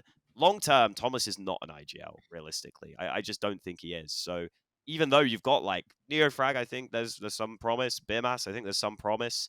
I just don't see a system that would make this team work right now, personally. Yeah, this team needs a lot more structure in it. I think that's the key takeaway. I think you're right. I think that long term, I like Thomas, and I spoke to him quite a bit at the major, but I don't want to replace Thomas. I just think we need a little bit of shift in these roles. I don't know who would IGO in that team if it wasn't Thomas, but I think yeah, that that that team just needs more structure, like a lot more structure. And we'll have to see how it goes. But for the moment, we're putting them in more changes just because they have to get a coach, and that's a change, I think. We'll take the cop out approach on this. They have to make a change, so we'll put them in more changes. Mouse, I think Mouse have potential. I think the pickups are really good for them, and I think if Torzi can continue to, I say continue, his stats did fall off. Okay, now I'm second guessing myself. I'll let one of you guys talk. To be fair, like his stats fell off, but like they got absolutely destroyed by Vitality. So I mean, everyone except Frozen stats were really bad there. And then they also got pretty handily beaten by Astralis. And then in that one, like Torji was top of his team. It was Okay. just that the whole team didn't do great. So I think potential is right. I think Yimpat is someone who didn't really adapt as quickly as I was hoping, because I think he's someone I was pretty excited about, and you could see the jitters were there. I remember there was a Nuke game where he was really uncomfortable on ramp. He got picked a couple of times, then he started playing really safe. So I think it's kind of waiting for Yimpat to really hit the level we know he's capable of. I guess the thing that is kind of annoying about this roster is like Frozen is still on this roster and he's still like really good and he maybe should be on an actual title contender, but he's just here as an aggressive rifler who's very solid. And I don't think this team quite has what it takes to be a title contender. It feels like they've made moves that leave them in somewhat similar spot where they're like good, they're maybe like gatekeepers, but I don't see them winning anything anytime soon. I think that's the thing for me when you look at this team, and this is a take that got brought to my attention by Ryan or Retro, and he said, when you take a look at these roster changes, does it show ambition? Does it show ambition to win titles? And it's like, yes, but not right now. So, because you're essentially just bringing Mal's NXT back together and they're calling it Mal's. I think it's got potential, but in terms of this is a very long-term project, and Mal's one of those teams that will actually give time to projects, especially as all of these guys have come out of their academy. So I'm happy to have them in potential. I think they're higher potential than Gamer Legion if we're ranking them. I think they've maybe got a higher ceiling than what time frame are we looking at for this potential thing? Because if we're taking I'd put them second if we're I would taking like more of a I would. I think second or even at the top. I'd say just because of Frozen, but my only concern is where you say like long term. I just don't want Frozen to be on this roster long term. I think he needs that jump up. Yeah. That's I don't know. It just feels like he's wasted. Even from a viewer's perspective, it's like I want to see him winning. Yeah, yeah. I mean, he's one that like when Vitality were making their move, like if Frozen was available for free, I think he's someone Yeah. they might have just got, like so kind of unfortunate, but yeah, hopefully he figures it out in the future. Are we happy to place them in between Apex and Fnatic? I'm fine with that. Yeah, that's Yeah. all right with me. OG, I wasn't impressed when this roster got announced. I'm still not impressed. Yeah, I'm just really like Damn, 2 unfulfilled by sentences this is roster. mic drop. I'm just completely like unsatisfied with this team. And I think I put a tweet out saying like I don't understand who the star is meant to be on this team, because at the time of announcement, everyone on their team was like between 0.95 and 0.93 in terms of rating, other than Regali. And I understand the next one have been playing at that point, but still, like, I just didn't understand who the star is for this team. It just seems like it's completely budget with no ambition to win anything, and they just want to compete. But if they do, good for them. But if not, it's okay. We didn't spend much money. Yeah, I think that's pretty accurate. They actually were able to get a win over Apex in the play-in stage. I think that was just like a really big off day from Apex, and they kind of have that sometimes. I think for OG, like Regali is promising, but I don't know, and we're not gonna know what has gone down with the whole Dexter situation. But to me, it almost looks like, okay, Dexter's out of the lineup, Nexa's back in. Is that because those two can't work together? Is there a clash there? I'm not sure. But Nexa, to me, has come back in, and he's still not like a true IGL for me. He can do like an okay job. And I think that's why OG looked more competitive than you'd expect at Cologne, because Nex is pretty good at coming in, calling a pretty loose system, and then it doesn't really develop much more from there. Whenever I see OG with Nexa as an IGL, and the sad thing is, Nexa keeps getting stuck as an IGL when he could probably just be a normal rifler and he would be quite good. I actually think. I kind of like Keto on this team, just because I think he's going to get a bit more freed up, and I think he will be a bit better. And that's the other thing. Some of the maps they won were just like a Keto carry performance, which we know is not that consistent. I do think Regali's got a lot of potential. I think he looks very solid.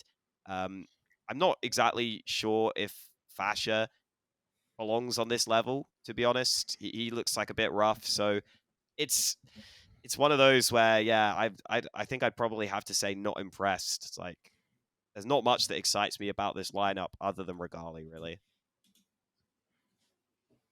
Yeah, pretty much. Is there anything else from you, Brandon? I was just, Nah, move on.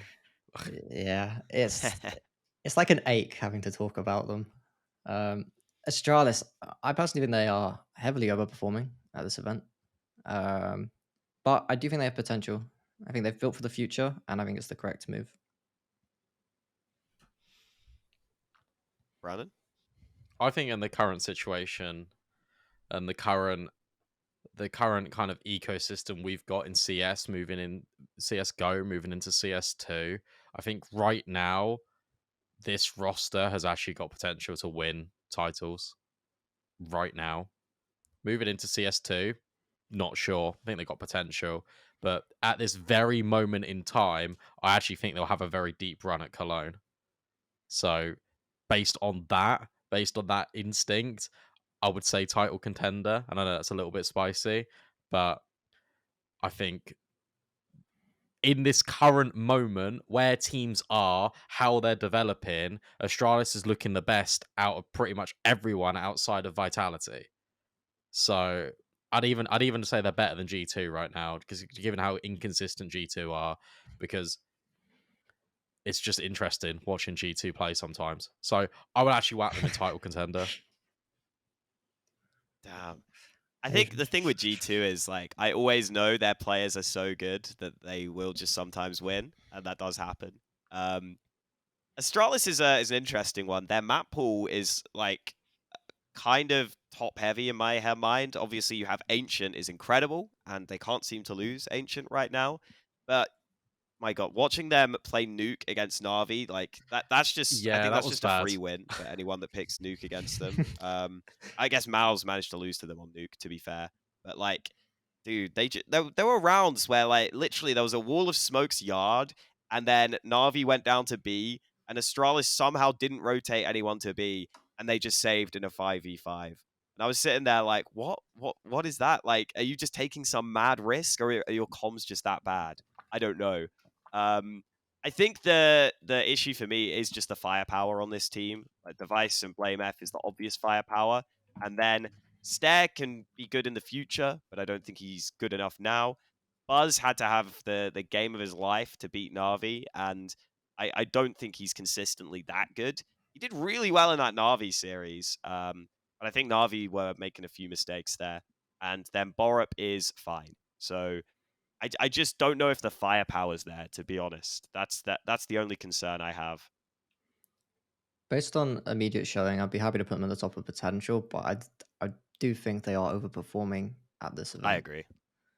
Yeah, I think they are as well. But I just because we're going into an overperforming Astralis, going against some teams that are 50-50 wobbly, I think there's a sleeper potential for them to maybe even win this event. And if they somehow manage it and we put them in title contender because of me, that'd be a great clip. So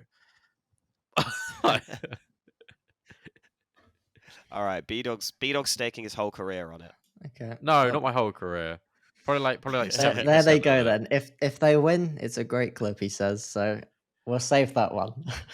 And if they lose, it's not on us. They're playing Heroic. That's an absolute banger. If they beat, I will say this: if they beat Heroic, I feel like they will just win the whole thing.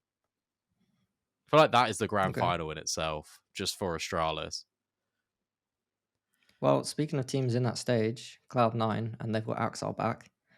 I even worry about the opening match with Vitality, because they managed to make it here with Buster, who, I mean, respect to Buster for coming into this team and managing to, get them into the playoff stage. But Axel is a massive upgrade. I don't even know if it's Buster, because in the interviews with Hobbit, he was saying Booster. So Booster, like Sasanito, I think we're Booster. Okay, well, Booster, he boosted them to playoffs, and now they've got Axel back, and I'm excited. Whack him in title contender. I feel like we don't need to. We don't need to talk about it. No, yeah, get on ahead of Astralis. No, ahead of Astralis. Okay. I mean, yeah, this is the team that I said I think they're going to win Cologne. I think they just do it. I think the miracle run, the firepower. I'm looking. You got Shiro on the AWP, beasting. This guy's crazy good. He's got what, 5th highest rating? Who was he behind in Cologne? Munacy, Device, Zywoo, Nico, Shiro. Boom. Yeah, behind Hobbit is back to Device. playing really well. Yeah, listen. It's just a shame Device doesn't have the same teammates. You know, that's the only problem. Because we got Hobbit, also did really well. Perfecto actually played like he played like pretty well in that stage, like stats wise.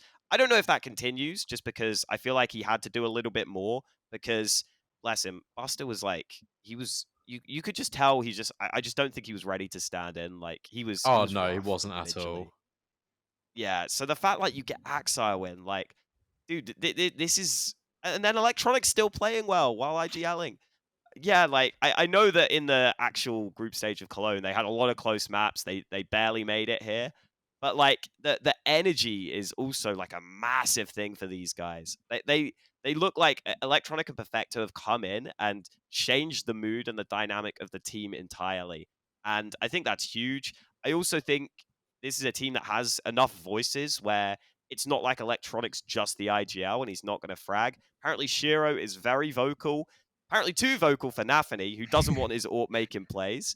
And then you've got Hobbit, who's also got a lot of experience as well. So, like, this is the sort of lineup that is actually skilled enough to just have a swan song. And also, I actually think the quality of Counter-Strike right now, outside of, like, maybe the top 2 teams, is not that high in terms of the other team's team play. So, I Agreed. think just with firepower, if Cloud9 beat Vitality, I think they probably do win the whole thing. That is a crazy matchup for the quarters. Yeah, I think title contenders is a safe bet for this team. I'm very excited to see Axar now and like playing this lineup, to see them actually play as their full 5, because I think that's when they look very scary to play against. As soon as I saw that Axar was back, I was looking at that matchup against Vitality, and it's Vitality against C9 with all of their players. Yeah, I don't know. It's a tough one to predict, but I like the hot take of they're winning their first event with their roster. Yeah, man, straight in. They've just got too much firepower. Too much firepower. What do you think about their coach? For me, yeah, that's an interesting one. Groove. I'm not sure, but I don't care, because my only thought right now is just getting so excited by the players, where I'm like, they're just gonna frag so hard it's not gonna matter, Brandon. Because it was rumored to be Blade, right? To move across with Perfecto and Electronic, and then that just never happened. Which is, I mean, Blade, one of the most respected coaches out there, so yeah. For Big, I would say more changes, only because isn't the whole point of this team is that Tabson is transitioning off the IGL role? I don't even know if that's happening still. It's really confusing. Yeah. Apparently it's like Sin is, and then maybe Tabson's doing it and Sin's helping. It's it's weird. That's my only reason why I'd put them in more changes. And yeah, we also haven't seen them play with their full roster at Cologne. We only saw them get to play without a Blast. So I mean, it's also like, if you're gonna go to English speaking, like, so listen, Mantu, you're pretty good and you're a nice guy and all, but like, I'm not gonna change my language for Mantu. I'm not gonna change to speaking English just for Mantu. Like, now that you're international, I feel like you might as well pick up at least one more international player to get excited about. Yeah, a bit weird. Yeah, I don't really know what else to say about them, because I'm a bit confused about where they're looking in terms of the future at the moment. So yeah, that's my take. I don't know. Brandon, I just don't know. No. Yeah. I honestly, this is the one roster where normally I can waffle and I can talk about teams. I don't know what's going on here. I don't have a clue. Should we just chuck them in more changes? Yeah, I'm fine with that. Yeah. Yeah, because fine. Only because of the Tabson situation. I'd say above in ITB maybe. Or below. Yeah. Monty, I don't know a lot about Bro. I think it was Bro or Dude that the only reason I remember their name is because Azza was laughing at them when we did the Pro League podcasts. So that's the only reason I can remember these names. So yeah, I don't know much about Bro, so I'd probably leave that to you guys if you know anything about him yourself. Yeah, I casted quite a few of their games at Cologne actually. I can't believe how good Bro was. I don't know if this is just like a first event overperformance or what, because like he had some of these plays where I didn't even really understand how he made the play. It was like there were quite a few second rounds where he'd have like a 5-7 or a pistol, and he'd somehow win like a 1-on-3. And I was a bit like I wasn't even sure if like he's able to keep that up type thing. Like he was surprisingly pretty good. I think the biggest thing with Monty is we all thought this team was just playing really loose and just relying on Boros because that's all they had. But they came into Cologne and SDY was basically saying, "Oh well, now that Boros isn't running in and dying every round, we can play with like a real structure." And they have real structure, and it's like really good. They were playing a lot of late rounds. They were making a lot of good reads on T side. I think their T side was super solid. And the other exciting thing is Waro, I think, is finally playing pretty well on LAN, which I wasn't sure we'd ever see it, but he's actually playing to the same sort of level online as his online play on LAN. So Monty definitely potential for me. I don't know how high I can put them in potential because I still don't know about Bro. Like he had a crazy good event, but I don't know if that continues, but definitely potential. Just the structure. They look like one of the better structured teams right now, for sure. Yeah, it's interesting looking at Bro and where he's come from, because I remember Bro wearing that fantasy jersey in the RMR Road to Rio. He was part of that fantasy team that was in Group B. They didn't really achieve anything, but he was always kind of top of the board for them. He was playing really well. Then he went to Astralis Talent and was playing I'll be honest, kind of mid in Astralis Talent, and Yeah. I watched a lot of Astralis Talent games, um, and I was like, sometimes this guy is insanely good, and sometimes he just kind of doesn't really fit in, and it's just a little bit all over the place. Monte picked him up. I'm gonna be honest, Monte picked him up, and I was like, why on earth have they picked this guy up? But it's clear to me he is a very big systems player, but he's a very big systems player that actually has a little bit of freedom to kind of do what he wants in terms of going for these crazier plays, as long as it's within the confines of this structure that SDY has put together. I think this team's got more potential than Gamer Legion, but it's got less potential than Fnatic. I'm happy to put them there as well. As I say, I don't really know that much about Bro, so yeah, they look good though with him. He seemed to perform well at the event. So yeah, if you're saying that they're able to become this a better team based on structure, then that's an exciting prospect for them.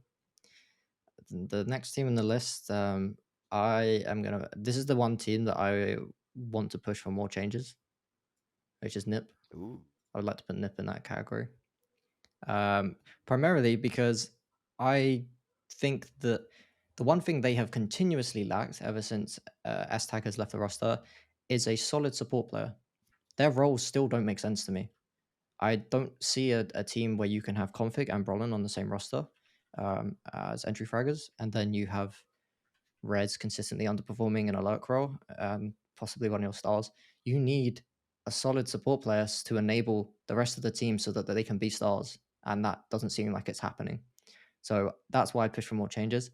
I think either, as sad as it is to say, Brolin or Rez, probably Brolin just for role, like so the clash of the roles isn't there anymore. Get rid of Brolin, get a support player in. That would be my change for NIP. Yeah, that's where I stand on them. Yeah.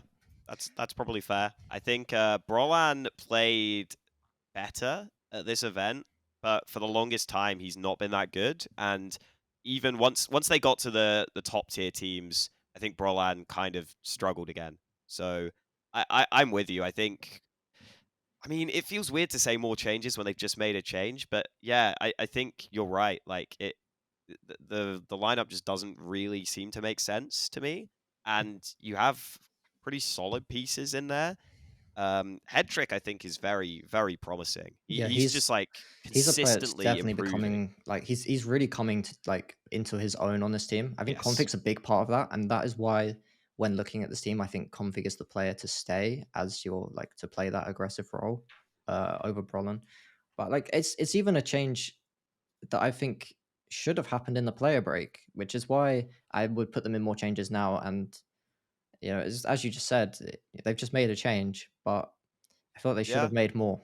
So Yeah, I that's where I'd stand. actually think I agree with you. Yeah. Any takes on this, Brandon? I know that I'm not really. NIP I don't. is, I'm not really an NIP. I'll be honest. The team I watch the least in Tier 1 is NIP. Not for any should we reason that like it just kind of clashes with my schedule, and I don't. Whenever they're right. playing, I'm somehow not free, so I don't have a clue about this team. I saw that Hampers came back, and I was like, "This will be interesting," and they kind of did nothing again, and I was like, "Oh, look, it's NIP." We'll chuck them in more changes. I don't know where to rank them with the other teams. If we're saying that I think that they need the most change, or like then I leave them there at the bottom. Spirit, we've already spoken about. Title So contender. should we just place them somewhere? Title contender. I mean, Well, they're probably CCT. they did, yeah, they did title just win a contender. title. So Yeah. would we be wrong for putting them there? It's not really stated No. what title. Again, a bit of True. an oversight on my part, but I guess we have to put them True. there. I mean, It's yeah, also just funny to put them there. So yeah. I'm down. Vitality title contender for me as well. Yeah. Yeah, Above but below Astralis, Spirit. below What Spirit. Vitality won recently? Let's be honest. Like, Spirit should be at the top, and then Vitality should be just behind them. That's Okay, what I think. yeah, we'll agreed. do that then. There we go. Donk supremacy. Spirit are the most Can't proven, bonk the so we have donk. to put them there. True. Yeah, I mean, I'm a bit of a Vitality hater. I just still am not convinced by Why? Apex. Why? No. I'm just not convinced by him.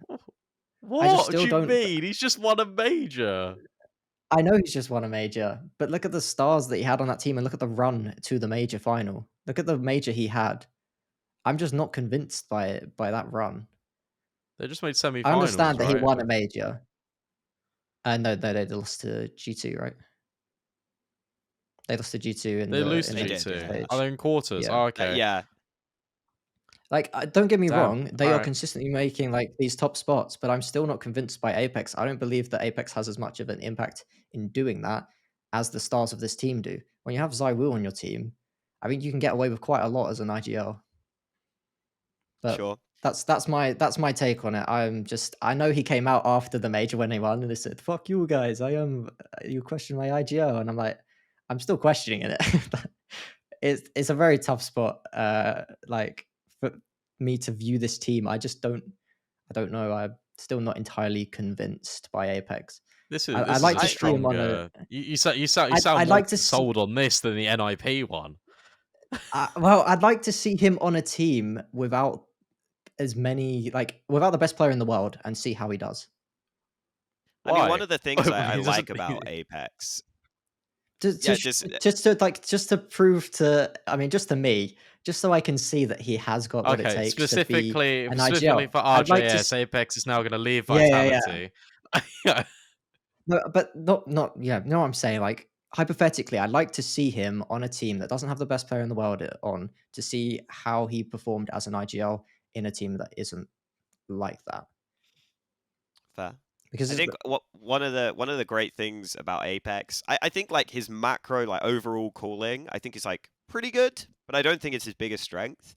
I actually think his flash assists are like, I think the best statistically in tier 1. It's like between him and Fallen, and I actually think that's why it works so well with ZywOo, because I'll see a few rounds where it's like Apex almost forces ZywOo to take fights, and that was always the complaint with ZywOo, is that ZywOo's this like superstar ability level player, but he has this childlike naivete where he doesn't realize how good he is. He just shows up and plays Counter-Strike, and he's there, and he doesn't feel that fire to be like, right, we're losing, I need to take over.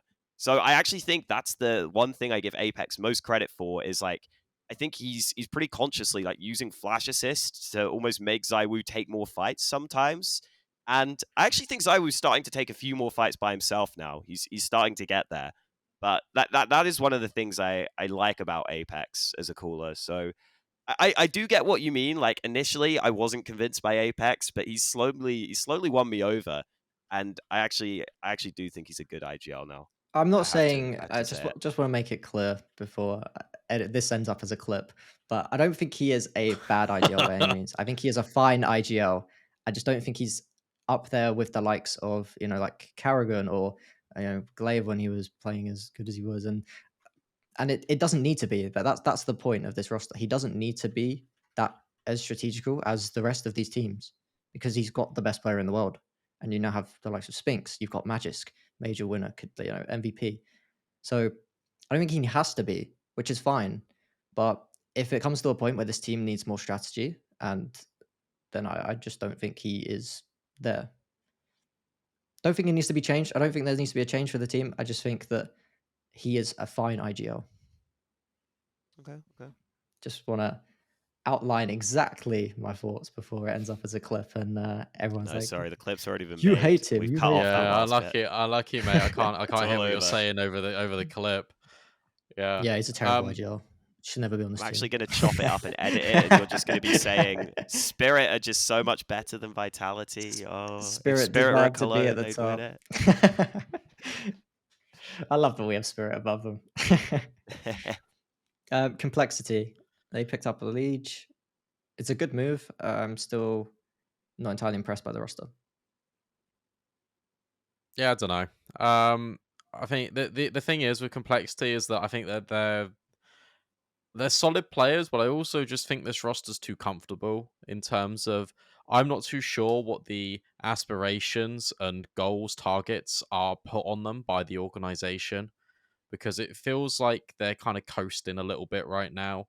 They'll turn up at events, they'll play kind of good, but they won't really make deep runs. But that's just fine, supposedly. And bearing in mind, this is the Complexity that have gone, we want to build a juggernaut, to then picking up these guys. I thought it was a really good pickup at the time. I still really like this roster. I still will watch it whenever I can because I really like the Complexity players. I like the whole story behind them. But with that being said, I don't know what the ambitions are for this team, and that's where I kind of go not impressed. I'm going to be honest because I I would want them to have more potential, and I feel like they do have more potential in their roster. I feel like Elige unlocks a lot in this team. I think he adds a lot of experience, a lot of um, possibilities for Complexity, and obviously it's going to take time to gel, but I think everyone needs to be on the same page and be clear what they want to achieve, because I think that's actually a missing piece from this roster that's holding them back a little bit. Yeah, I was disappointed with their loss against OG. I thought they were going to win that series. That was the one that got them eliminated because I still think JT's calling is pretty solid. He's just not a great fragger, sadly. Yeah, it's tough. It's almost like I do like JT, but there is part of me that wonders like how far can you go with JT as your IGL? Can you be like a true top team? Maybe not. And then yeah, then those questions start to arise. Like Elige wants to be in that position, to be competing. Yeah, no, I'm happy to put them in. Yeah. Not impressed. I think so. Even though weirdly, it's like such a great move for them to get Elige, it's still just like there's something missing. Yeah, what about Furia then? Because I was really disappointed with how they played, and I think it's to do with them not having a clear caller yet. I mean, yeah, based on what we've seen, I feel like I have to say not impressed because they lost against Monty and the Mongols. I know it's a new lineup and everything, but it just felt too similar to the same old Furia. And for the longest time, I've been saying, bro, this team is like the worst coach team in Tier 1, easily. they like miss nades. Art is just allowed to do random ass plays, which don't work often enough to make them worthwhile, in my opinion. Like they just don't look like they knew really what they were doing. The only map they kind of did was Overpass, which I think was almost solely because of Fallen. So like these are moves that had to be made because the old roster wasn't working, and I think bringing Fallen in could have had upside, but yeah, I was not impressed by the way they were playing.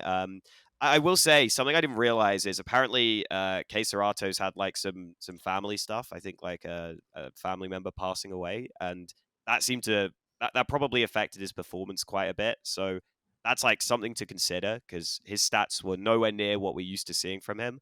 But Was it overall, I mean, still disappointing. was it your tweet that I saw that said they look like the least disciplined team? Yeah, Yeah, yeah. because I I, that I was the genuinely reply think, and where like Guerry's been there for so long, man.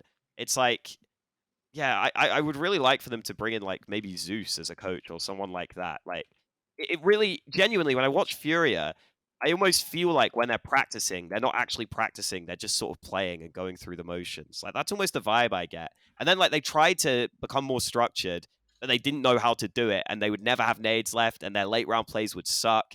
It's just like, yeah, it's I would like a coaching change personally. okay. Do I'm you? happy to put them in I more changes. think. Yeah, I don't know. I feel like it's. I don't think it's more changes. I think it's. I guess it is a coach change technically, so we can do that since we did that with ITB. But I think the interesting thing about this team is with Fallen coming in, is he going to be that guy to kind of, I guess, get the rot of that culture out, or is it going to take just more? Is it going to take more than just Fallen, or will his namesake, will his legacy alone kind of make more structure in the team? Are they going to listen to him a lot more? Because I didn't see much Furia at the play-in.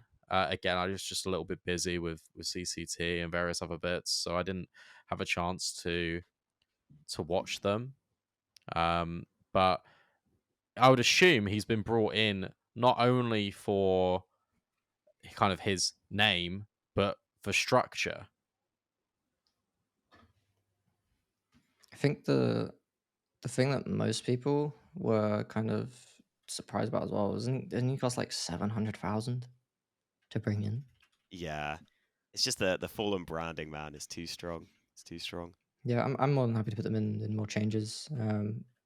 Yeah, I think it's when you have the stars on that team that you have, you know, like Yuri, your Serato. I think even Cello looks good. Charlie looks Like, good, yeah. how are you not at least making the group stage? They had the easiest run as well, in my opinion, in the playing stage. So yeah, I would be happy to see a coaching change. I have Imperial as well here. Honestly, not entirely sure on them either. So I guess maybe I just put them in not impressed. Yeah, I think that's fair. I mean, they brought in Phelps, right? And like, I mean, I don't like hating on people too much, but Phelps looked pretty bad at this event.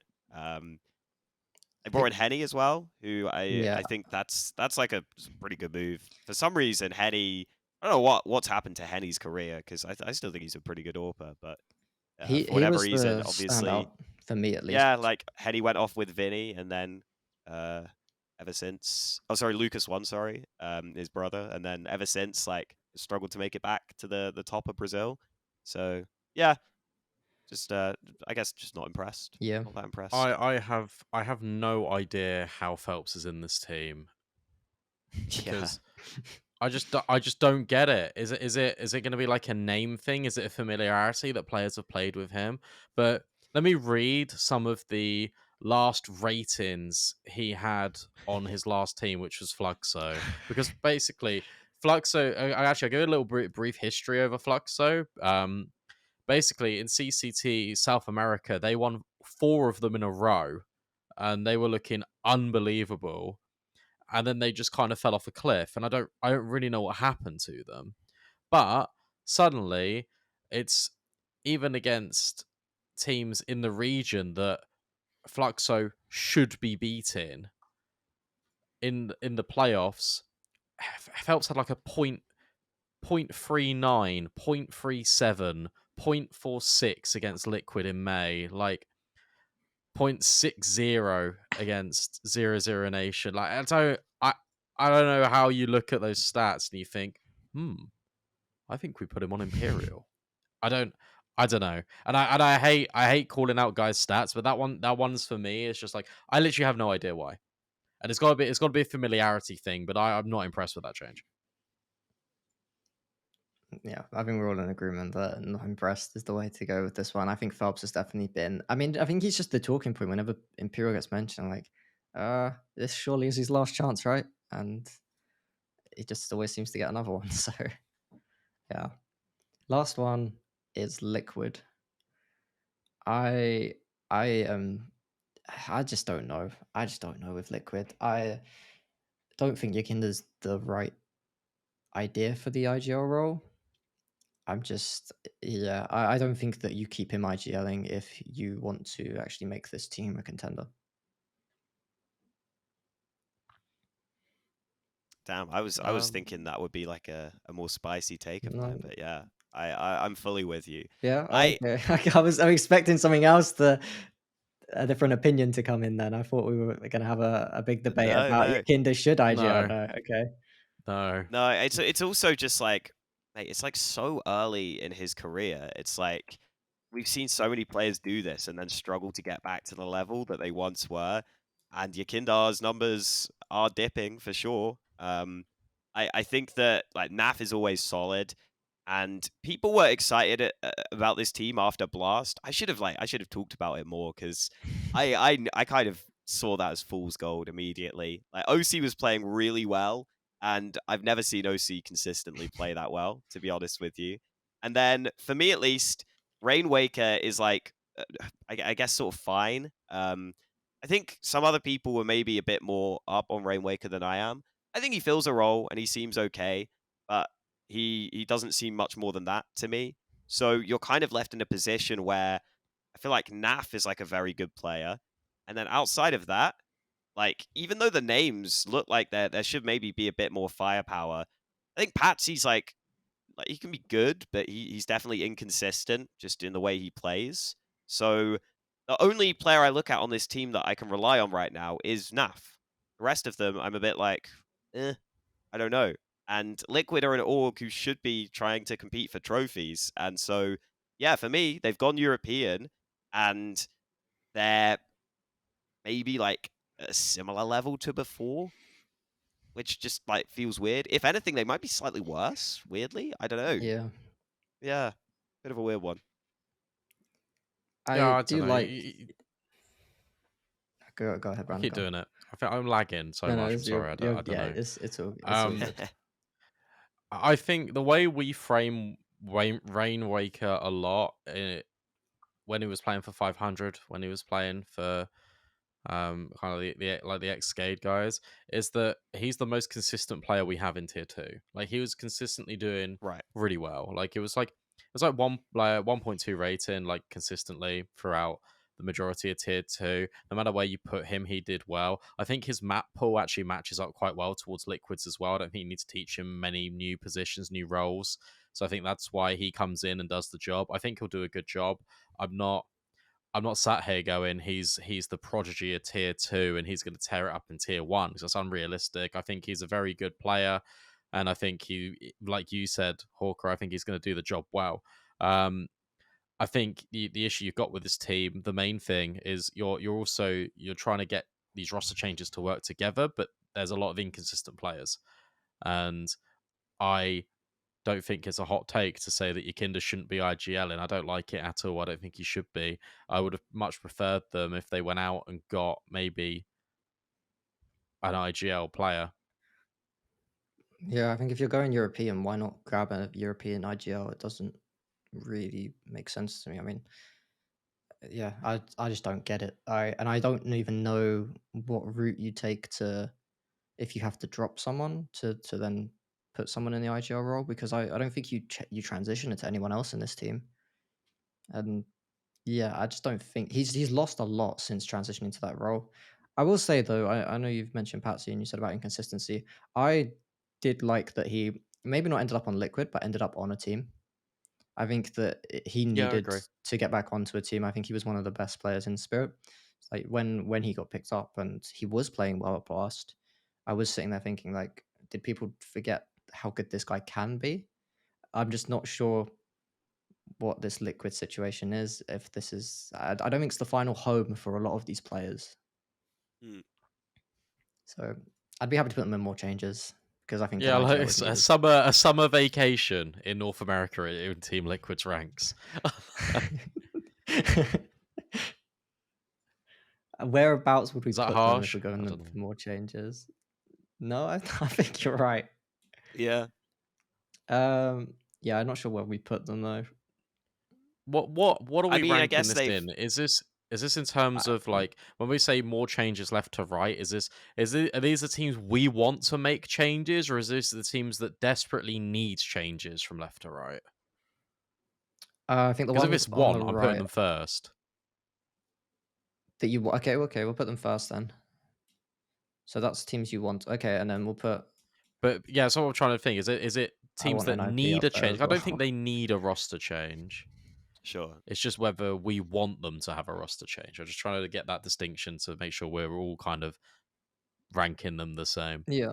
Okay, actually, yeah, if we say we want them, because I think the last two in that list are people that teams. I say we put into the bridge last actually, because they're going to have to make a change.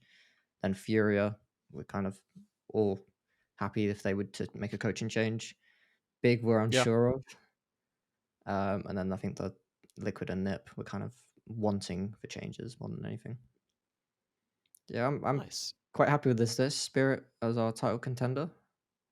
The Copenhagen CS2 major winners. Brandon's hot take for when they go ahead Hey, and who do knows? it. But yeah, so these are all the teams that made changes across the player break and that we've actually had a chance to see play.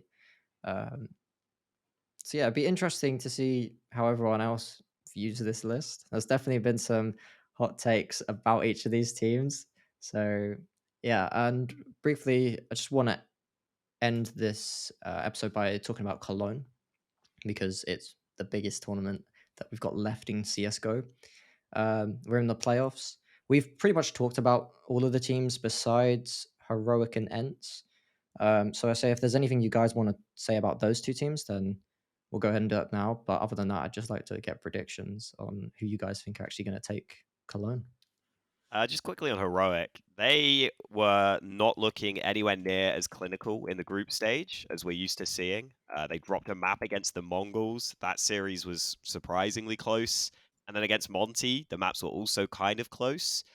I think Heroic were talking out of their arse a bit when they talked to me because they said they were practicing trying to play a more like chaotic style and get used to like games that aren't as clean. And that's what they were like purposely doing in group stage. And I'm sitting there Right. like, this is the biggest load of bollocks I've ever heard. I think you're just coming into this maybe not playing like as well as you wanted to. I hope it changes in playoffs, and I think it could. Because it felt like once they got towards the end of the maps, it went back to old Heroic, and they looked like really clinical, and you had the same sort of aggressive moves. But yeah, that was just an interesting one.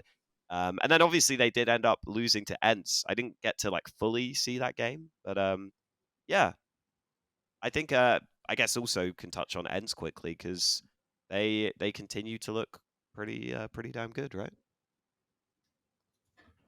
Yeah. I think there's not a whole lot I can really add to that. I just think Nertz is unreal on Mirage, and he just keeps consistently doing these incredible things. I think Ents shouldn't be surprising me anymore, but they are with just how consistent they are currently being, and I'm very impressed with this team, and I'm excited to see what they can achieve at Cologne.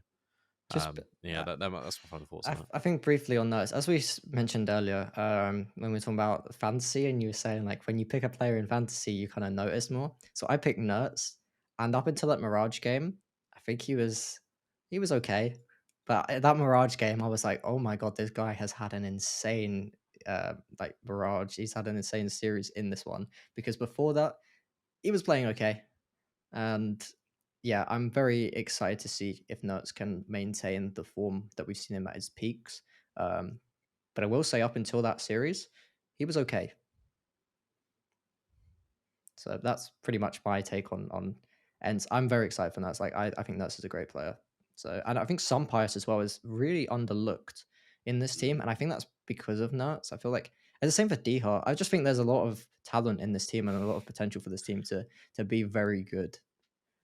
I mean, they Yeah, are that's very why I good, keep but saying yeah, people were saying, "Oh, Ents." Like they still act surprised, and it's like these guys are the most consistent players we've got in a team, yeah, and that's why they keep making these runs. They've got the good leadership, they've got the good structure with the coach, and they've got very high ceilings individually. And it's amazing to me how Ents can make these changes, bring in new players, and still keep this base level, which is really high. And I think a lot of that comes down to the structure in the team. A lot of that comes down to having Dheart as well. Dheart gets overlooked massively, gets really I guess overshadowed by the rest of the stars in his team, but he is one of the best players we have in Tier 1 because of how consistent he is. yeah, definitely. And we've already heard from you, Hawker, that you think Cloud9 are gonna win. Hell Is yeah. that your set like winner for this event? Hell yeah, why not? I mean, listen, realistically, the safest pick is still probably Vitality in my eyes. Yeah. Just because they made a pretty small change and they still look pretty good. But like Cloud9 could definitely hit the ground running. I think that is a crazy quarterfinal to have, honestly. That's gonna be a fun matchup. Um, I still am just firstly, Heroic didn't even play that well in groups, in my opinion. And secondly, I'm still scared of the Heroic drop off. There's a couple of players. I know, I think Shush is one of them who really seems to drop off stats wise in playoffs. I think all of them do, like Yeah, slightly though, because they just don't win as much, obviously. So yeah, that's a bit concerning. I still think Heroic probably beat Astralis though. Yeah, you'd hope so. I No. think. I don't think if they continue to overperform, can we call it that? Like if they do go to win, it's like are they just performing? But yeah, I think you'd hope that Heroic would win. Like I don't want Astralis to have too good an event to the point where people set their expectations high and then there's so much pressure on them, especially because their team's quite young now. So I don't know. Is it weird to say that I hope they lose so that they can do better in the future? Maybe it's a bit of an odd statement to try and make, but I I hear get you. I I get hear I you. get the sentiment of what you're saying. However, I said that they're title contenders, so I'm gonna have to say that after Team Spirit, probably Astralis will win Cologne. Um and I'm gonna have to stick with that now. But if I didn't make that hot take, I would say Cloud9 are probably okay. winning Cologne. I my prediction. I'm so unsure about this entire bracket. I think it's a great bracket that we've got. Like we were very lucky to have all of the teams that we've got in there. But I think I'm going with Ents. I think Ents have a good chance against every team here. I would be confident to say that they could go toe to toe with any of the teams in this stage. Compared to like a G2, who I'm still unsure on, I think it's good for them that they're in the semis because I don't know how they're going to perform if they play against Heroic or Astralis. And I could see a world where C9 knock out Vitality. So yeah, I'll go with Ents, I think. It is funny how like G2 played really well in the groups, but still, well, I say played well. Their players played really well in the groups, and still no one really has faith in them. Yeah. Even though like Monacy was the highest rated player, Nico was like fourth, Hunter was like sixth highest. But yeah, I just like, dude, just watching G2 sometimes, like, yeah, it's one of those where like I still just don't think Hooksy is a good enough IGL to be as bad of a player as he is individually. Like Hooksy's like I don't even know if he's a great IGL. I don't even know if he's a tier 1 level IGL, to be honest. Like they look lost sometimes, that team, but they just have such a stacked squad that sometimes it doesn't matter. I again, I think it comes back to I think they need potentially a coaching change True. because they're working with Swanee, right? And there's no disrespect here to Swanee, but it's like I don't. He wasn't a coach previously, and now he's come into that role, and I feel like there are coaches in Counter Strike that are a lot more hands on, and I feel like there are a lot more coaches in Counter-Strike that kind of take a little bit of a step back. I'm not sure how much coaching Swanee is actually doing because I'm Yeah. unaware of the structure of the team. But I think a really big, like a hands-on coach, like I feel like if they brought, for example, Xtaz back as their coach, I feel like we'd see a upwards tick in G2 as well. Yep, definitely. I think the G2 are one of the most questionable teams that we've got. You know, even though they've got such a good array of stars and players, is you still just don't want to put any faith in them. So yeah. But this has been the first episode of our new podcast series. As we're saying at the start, you'll see the three of us every other week with a guest. So yeah, if there's anyone that you would like to see in the next one with us, then please let us know. We'll do our best to try and get them involved. Remember that Pinnacle Cup V is happening right now, so you can check that out. And yeah, if there's any other closing statements from you guys, I think that's all from me. Spirit going to win the next major. Spirit That is King. all. True. I want Chopper on the next podcast. Chopper. We'll do our best. All right. Thanks for watching, guys.